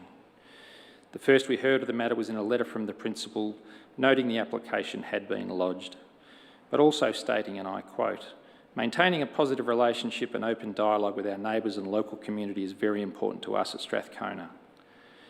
In light of the objections to their application, if the school truly want a positive relationship with their local community, they would withdraw this application without delay. We feel strongly that this planning permit should be refused for all of the reasons outlined in the response provided by the Council's own planning officers. I will not repeat them here. However, I would ask that you support the officer's recommendation. Thank you." Well done, Mr Wilcox. Before I even rang the bell, so that's... councillors, are there any questions for Mr Wilcox? There being none, you may return to the gallery. Thank you. Our second presenter is Laurie Butner. Hopefully I've got your pronunciation correct. Correct, thank you. Thank you. If we can just commence with your name, your suburb and your 3-minute presentation. Yes, my name is Laurie Butner. I live in Wattle Valley Road, Canterbury. I was once a resident of Claremont Crescent, Canterbury, but I have moved from there. But we went through a lot of these sorts of complaints and fights with the school in the early days, going right back to my first time living in Claremont Crescent, and it continues today. I'd like to speak briefly on what brought about the introduction of covenants on some of the houses in the vicinity of Strathcona.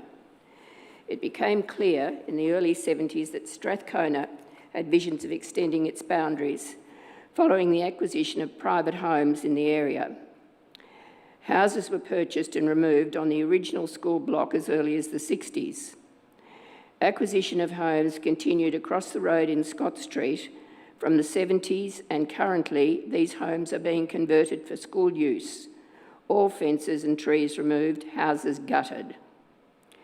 When the school purchased the large original home on the corner of Prospect Hill Road and Logan Street, known as Montcalm Nursing Hospital, owners in the properties in nearby surrounding streets became alarmed, and advice was sought as to how they could protect their homes and their neighbouring homes from the school's apparent expansionary intentions. A group of owners was formed, advice was sought, including helpful discussions with experienced officers in council, and the homes in the area were notified of our concerns. Many meetings were held, and in time, those most affected decided that on the advice given, a collective covenant would be the most effective way of protecting our homes. Again, neighbours were notified, meetings were held, and a covenant was formed. This was a collective covenant in perpetuity that ran with the property, not the owner. There were, I think, approximately 12 owners now, or then and now, that included their homes on the covenant. Most of those had heritage ratings, and some had an interesting history. One of the two homes of concern at the moment was used as a sanitarium during the war. Another, around the corner in Claremont Crescent, was a girls' college, and the house next door to that, the schoolmaster's house. All these houses backed onto the work site of the vacant houses the school owns in Scott Street. All three homes are brick, Victorian, and lovely examples of the Victorian era. The area is attractive, still with the most of its charming old homes and lovely mature gardens. Although there is a level of security for those remaining houses, the covenant is now to be tested with the school's current application at council to remove the covenant on each of the ones the school is applying for. To allow the erosion of the area and ignore the purpose of the covenant for the benefit of the school is unacceptable. The covenant was originally put in place after long and careful research, and to remove it on two of the homes under its protection makes a mockery of its value. Ms Butner, have you completed? I have. Oh, well, wonderful, thank you. Councillors, any questions for Ms Butner? There appears... Oh, yes, there is. Councillor Franco. Sorry, Ms Butner. Sorry, I'm just trying to understand the history of the covenant and the number of residents who have properties within the covenant. How many are there currently? Currently, there are still, as there were in the beginning, I think it's about 12 or 13. I can't find the old file which has the information that I kept on it, but I think that's roughly the amount. Okay. Some of them are within the area of the school, others are further afield. There's one in Cross Street, and there's one down the hill further in Logan Street. Thank you. Thank you. Thank you. Appreciate it. Councillor Franco, we might get the officers to clarify that when the time comes. Thank you, Ms Butner, for your presentation. Our next presenter this evening's Chris Banks. If you can come forward, Mr Banks.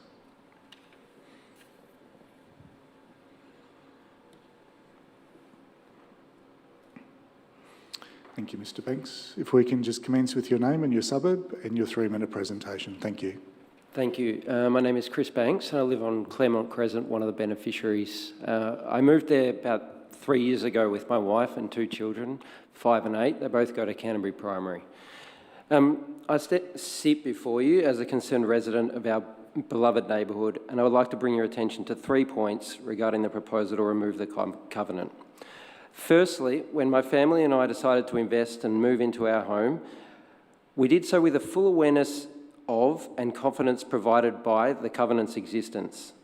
This covenant has played a pivotal role in maintaining the residential integrity of our area, providing a sense of security that our properties would not be turned into educational facilities. The removal of this covenant would shatter this sense of security and leave us in uncertainty about the future of our neighbourhood. Similarly, the school purchased their properties after the covenant was established, but whilst they let their fences fall down, we have been restoring and improving our contributory heritage property. The removal of the covenant may force us to reconsider our desire to spend money and fix up our property, giving the looming possibility of a school over the back of our fence. Secondly, the financial implications of this proposal cannot be ignored. You'll likely hear about the home value going down, but I want to bring your attention to council rates. These properties currently are required to pay council rates because of their residential status. By moving them to education facilities, as we suffer all the space in Burundara for all the schools that are not paying rates, this would become subject to that as well. So these properties would no longer have to be paid rates. Therefore, our rates will go up. However small, there is a financial implication of this, and it must be considered. Lastly, I want to draw your attention to the broader societal context.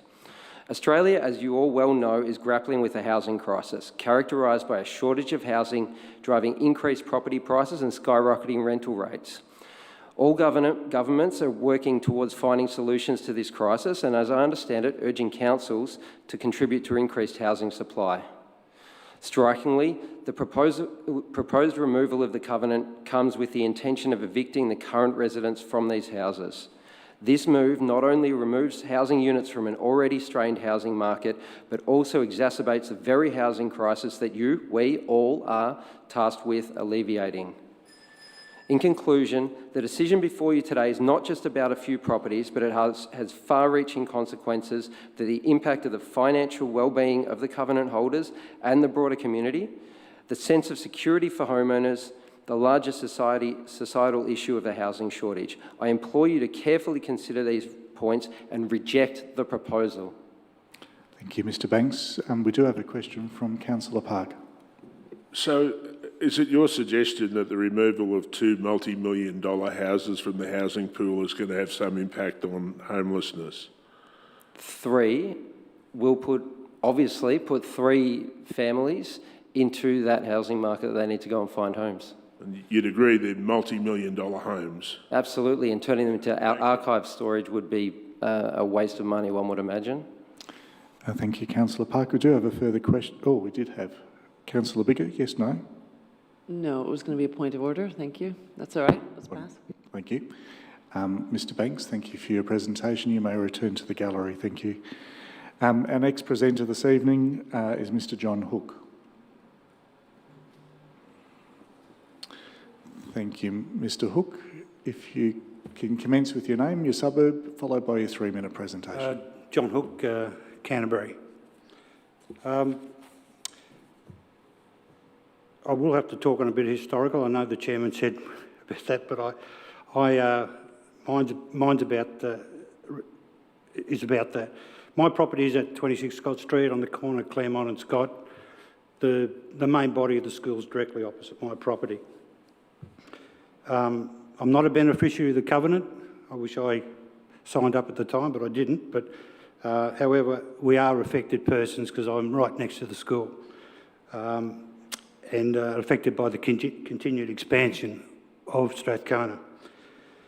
I've been a long-term resident, 35 years plus, at our current property, and it gives me a strong historical overview of what has gone on with Strathcona over those years.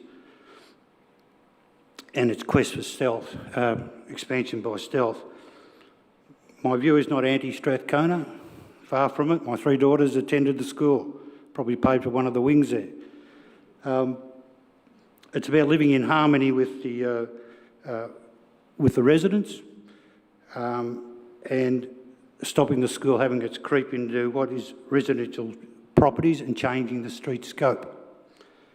The current building works undertaken now at Scott Street is a prime example of this expansion, and I can assure all the councils here it has changed the street scope.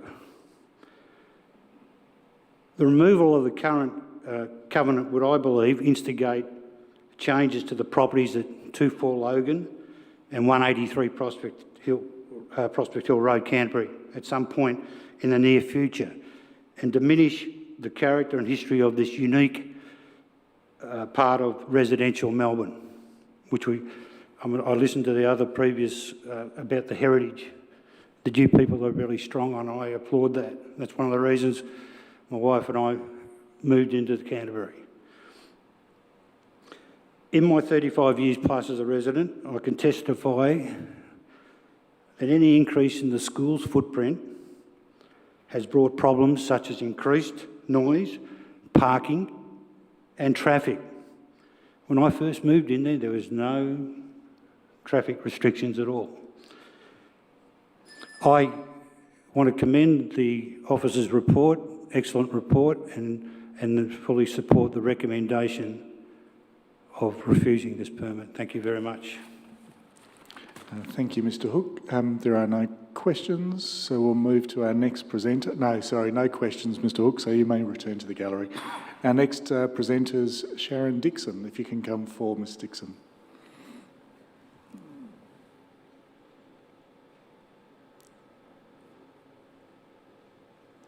Thank you, Ms Dixon. If we can commence with your name, suburb and 3-minute presentation. Thank you. Yes, my name is Sharon Dixon and I live in Canterbury. Good evening, council members. I fully support the opposing comments from all the other residents that you've heard so far. My husband and I purchased 1 Claremont Crescent under the impression that the covenant gave us a level of protection against the further spread of Strathcona. We certainly would not have purchased our property if it was next door to the school or even 1 house away. We were very attracted to the heritage and residential qualities of the area, and for this reason invested a lot of time, effort and quite extreme financial cost into our own home project, which has gone on for about, we moved in during the last lockdown of COVID. It nearly exhausted us, but we were very mindful of being respectful to the surrounding heritage area. As a benefiting landowner, there is no doubt in our minds that the removal of this covenant on the proposed addresses would devalue our property and reduce the enjoyment we have of our land and local community. The purpose behind setting up this covenant in the first place is now more important than ever to preserve the essence of our community and to prevent detriment to the other covenant holders and local residents. Furthermore, the removal of this covenant could also set a precedent for other covenants to be removed, potentially eroding more of the unique character of our area. I respectfully urge you to refuse Strathcona's proposal and uphold the current restrictive covenant. Thank you for your time. Thank you, Ms Dixon. No questions from council, so you may return to the gallery. Thank you. Thank you. Our next presenter is Martin Wettenhall. If you can come forward. Thank you, Mr Wettenhall. And if we can commence with your name, suburb and 3-minute presentation. I'm Martin Wettenhall of Canterbury. As a resident of Logan Street, I rise today in support of the Urban Planning Delegates Committee's excellent analysis and submission to not grant a permit to extinguish the restrictive covenant number W884794C that encumbers numerous properties in the Logan Street, Prospect Hill and Claremont Crescent locale. Whilst I'm in full support of the other speakers objecting to the removal of the encumbrance, on the grounds of financial loss, change of character, etc., I particularly wish to address the matter of loss of amenity if the restrictive covenant is removed. The whole underlying long-term purpose of the application is so that Strathcona can expand its business either in the form of additional services, additional students or both. If this is not the case, why is the school pursuing the course that brings us here this evening? Eventually, this will lead to an increase in disturbance, particularly in Logan Street, by an increase in road traffic congestion at the morning drop-off and afternoon pick-up times, causing an increase in chaos at the Logan Street Prospect Hill Road intersection, not to overlook the occasional bus that comes up the road. My stress level increases markedly when I cannot leave my property due to a thoughtless parent parking across my driveway. It gets even higher when parents sit in their bulky four-wheel drives with the engines idling to run heaters and air conditioners as they wait for their children. This is likely to increase with the growth of the school. There have been instances where impatient drivers drive over my nature strip due to the level of traffic congestion in Logan Street. I can only envisage that this level of arrogant behaviour will increase with the increase in school business activity. An increase in car parking congestion that is already near saturation point at the drop-off pickup times will create an even worse traffic situation for residents and other Logan Street users.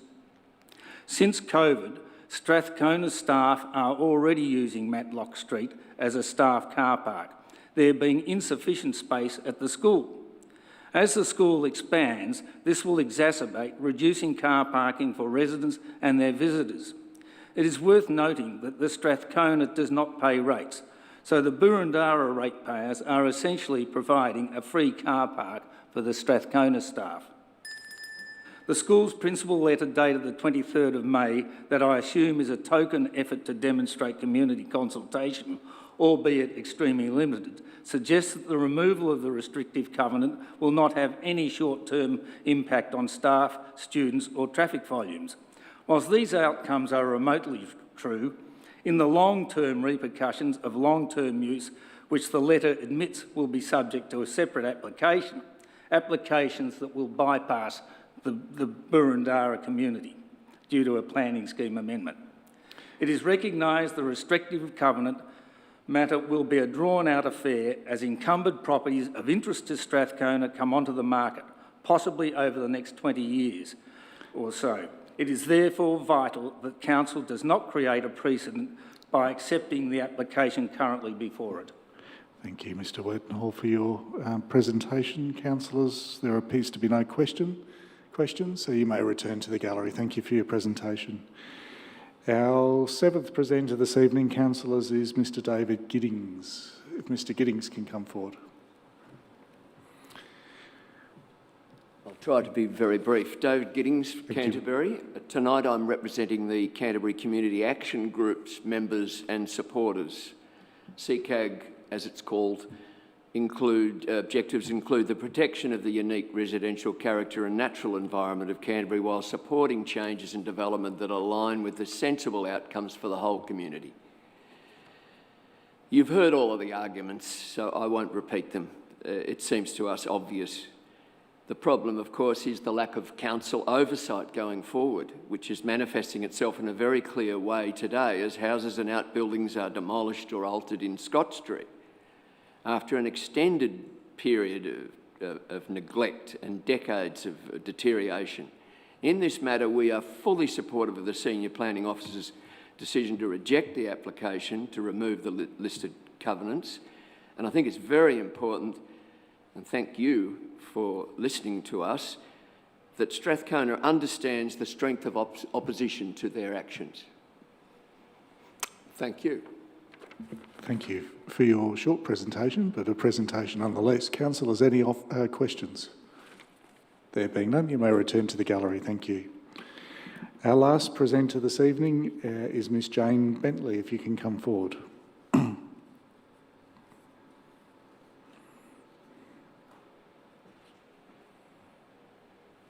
And Ms Bentley, I understand you're presenting on behalf of yourself and one other resident? Correct. And 3 minutes is sufficient. My name's Jane Bentley. I live in Canterbury. I firstly want to be the representative of Mr Paul Veitch. He sent me this email. My name is Paul Veitch. I was brought up in the Canterbury, Camberwell area, was educated at Canterbury Primary School and Camberwell High. I went to Mailing Road Picture Theatres and I raced my billy cart down Prospect Hill Road. So I think it's fair to say I know the area around Strathcona well. In 1986, my wife and I purchased 1 Logan Street, Canterbury. We moved from a much busier location in Hawthorn because we want to live in the area I knew so well. This beautiful, quiet, tree-lined street, free from traffic congestion, fumes and noise. And for 15 years, we lived our dream. In 2002, the world changed. The Montcalm nursing home was purchased by Strathcona Girls Grammar School. The impact was significant. Unbelievable traffic congestion at the school drop-off and pick-up times resulted in difficulty backing out of our driveway, excessive noise and increased exhaust fumes. Additionally, the inconvenience of our visitors and tradespeople not being able to park outside our house due to permit-only areas. A further impact is the addition of structures that are inappropriate for the heritage area. The current restrictive covenant were placed on titles 2 Logan Street by the Miller family and on 4 Logan Street by the Claiborne family. They did so in good faith, believing that these covenants would be honoured. Should the restrictive covenants on 2 and 4 Logan Streets be removed, Council will be dishonouring the legacy of the long-term Burundara residents. For current residents, the problems are obvious: more traffic, more noise, more pollution and more inconvenience. This is a residential area, not a school precinct. We request that the Council leave the restricted covenant in place and save our local residents from increased disruption. Thank you. From Paul. My name is Jane Bentley and I live at 169 Prospect Hill Road, Canterbury. We live only one house from Strathcona. Our garage is at the back and it is accessed by the lane that is directly opposite 2 and 4 Logan Street. Even now, it is difficult to safely drive out to Logan Street at school drop-offs and pick-up times. Having already been inconvenienced by Strathcona with parking restrictions both directly in front of my home and near the lane, the proposed removal of the covenant will make parking even more difficult. I could talk about this, but these issues and other important considerations have already been thoroughly addressed by others tonight. This was considered a permanent arrangement, the covenant, to protect the wonderful heritage buildings in the prime Canterbury precinct. Then things changed. 2 Logan Street was purchased by Strathcona in 2011. The advertising for the property says, set in a delightful leafy English-style gardens, this classic Edwardian home residence circa 1910 features period charm and warmth, etc.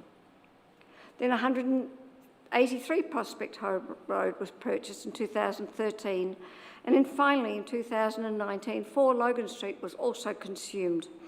And I quote from the advertising, gracing a quiet tree-lined street in an idyllic location that the family has cherished for over 60 years, this classic double-fronted Victorian 1885 property is both an enduring tribute to the golden era and increasingly rare Canterbury property.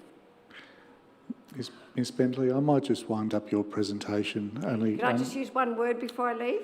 Absolutely, From very this, quickly. the obvious deductions that Strathcona acquired these with the obvious intent to have their restrictive covenant removed at a later date when they want to expand and develop the school buildings. So I'll leave you with that. It's about intent. And I think that's a very significant point to be raised. Thank you. Thank you. Thank you for your presentation. Councillors, are there any questions of our presenter? We do have Councillor Hollingsworth. Thank you, Mr. Chair. One question for the officers and... We'll get to... Well, can you save that for when officers are... Sorry. Thank you. Thank you.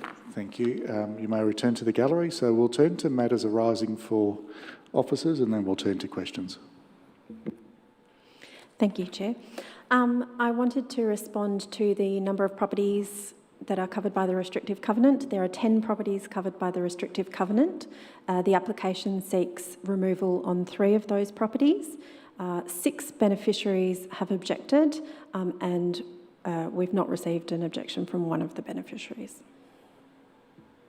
Thank you. No further matters arising. Nice and short. Councillor Hollingsworth, you've got a questions of officers?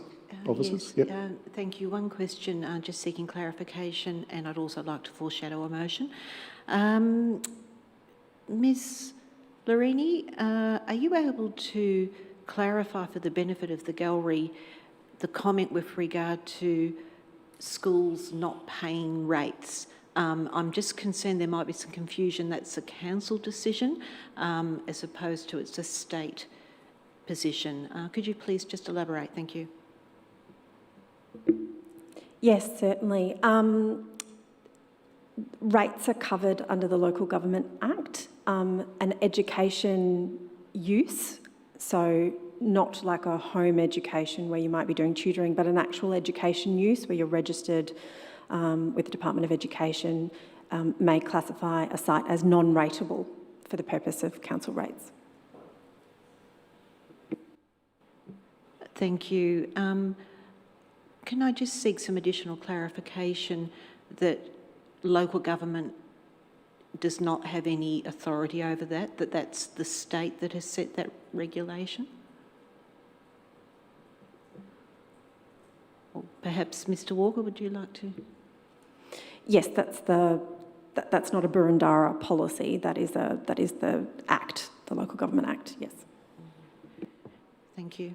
Thank you. I'll return back to you, Councillor Hollingsworth. Councillor Franco. Thank you. Just some questions about process. Is it the case that council must find in favour of the beneficiaries in respect, if there is any perceived detriment? That's the case, isn't it? Sorry. Mr Walker.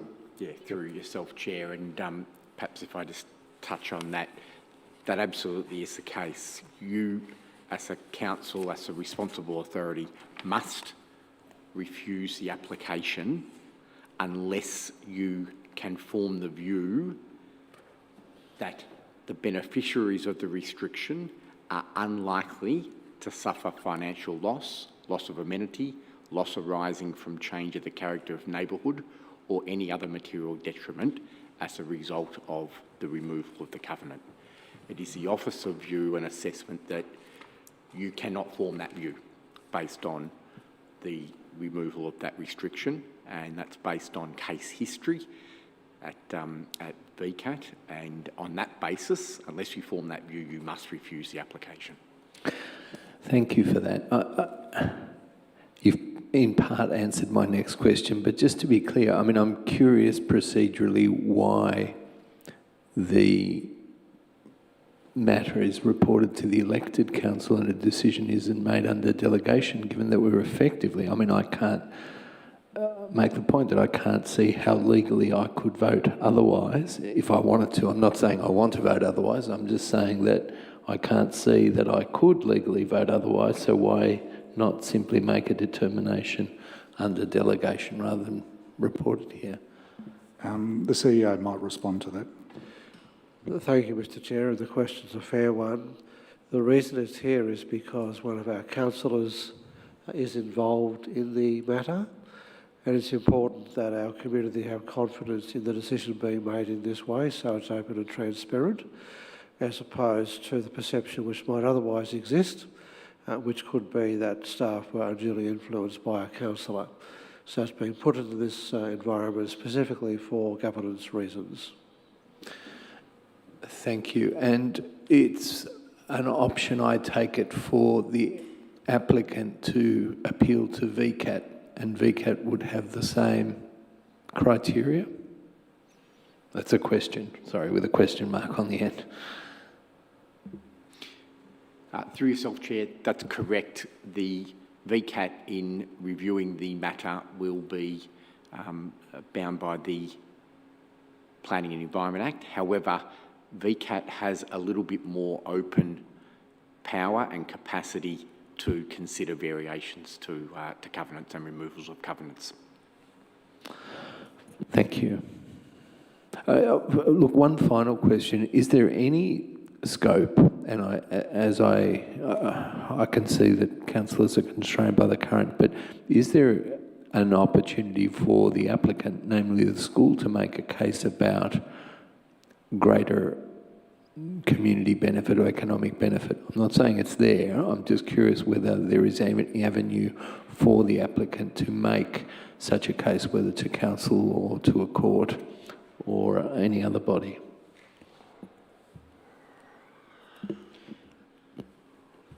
Again, through yourself, Chair, That's correct.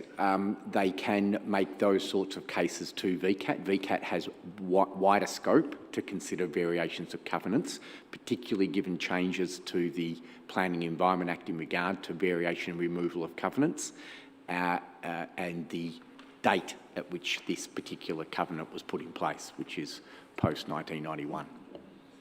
Thank you. Thank you, Councillor Franco. Councillor Park. Just foreshadowing a motion, Chair. One's already been foreshadowed by Councillor Hollingsworth. Any further questions of officers, councillors? I'll return to Councillor Hollingsworth.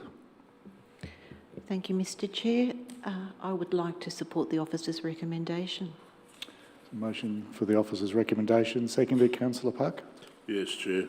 To assist Councillor Hollingsworth, is there any opposition? There appears to be no opposition, so I'll return to you, Councillor Hollingsworth. Thank you, Mr Chair. I will keep it short because I know it's been a long night and still ongoing. As the Linden Ward councillor, the boundaries abut Mailing Ward, so Prospect Hill Road is a shared boundary, and everything that was said tonight by the presenters I fully understand and acknowledge, because I hear concerns repeatedly from residents with regard to the impact of Strathcona in its current form. Strathcona has undertaken a master plan. It is a very large school. With what Mr Banks, Mr Hook, Ms Dixon and Ms Bentley stated as residents that are abutting the school, I sympathise and am aware of the impost of having such a large school backing onto their boundary.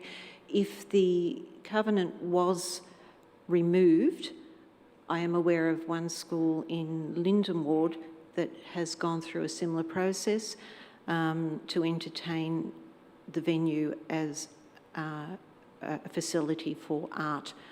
And initially it was perceived that that would be art as in art, canvas, textiles. What happened was the school used that opportunity for music art. And so after school hours, it became a venue for trumpet, piano, drums, guitar, and vocals. And that created an additional huge impost on the neighbouring properties. So I could envisage the same thing could happen here. I would encourage councillors to support the officer recommendation. Thank you. Thank you, Councillor Hollingsworth. As this was not opposed, I'll put the motion to the vote. All those in favour? I declare that carried unanimously. We will bring Councillor Addis in, and you are seeking a motion to adjourn momentarily. Yes, Chair. If I could move that motion that we take a small adjournment to have a comfort and refresh break. Councillor Bigger, happy to second. I'll put that motion. Yep. Shouldn't we wait? We should wait for Councillor Addis. Bear with me. Yeah, I don't think it will be vehemently opposed, but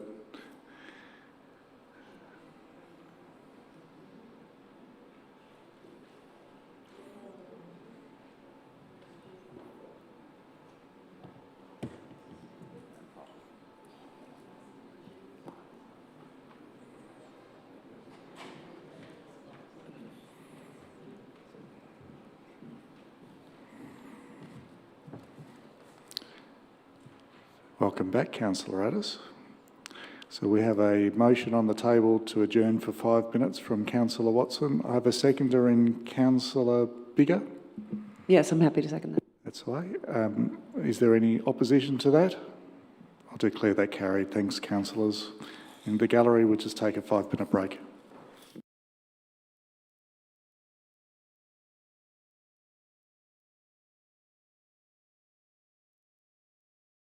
Notice our gallery has vacated, but there are no presenters on this item, as I understand. Yeah, thank you. There's a couple of gallery here, which is good. Okay, we'll move to item 3.5. Chair, does that, I mean, there may not be appetite, but does that present an opportunity to sort of fast-track this one? I mean, we've all read the report. And, It does, Councillor Park, if there's an appetite for councillors to do it swiftly. Councillor Sinfield. Well done, Chair. Thank you. Then if there was an appetite, I'm happy to move a procedural motion to have the officer's recommendation put, and I'm happy to move that. But I'm in your hands. I think you can just move the officer's recommendation. I think so. Seconded by Councillor Bigger. I'm happy to second that. To the benefit of Councillor Sinfield, is there any opposition? There being none, then the motion that's on the screen, I'll put to the vote. All those in favour? I declare that carried unanimously. Gee whiz, how was that, officers? Thank you, officers. Us councillors are in the good books.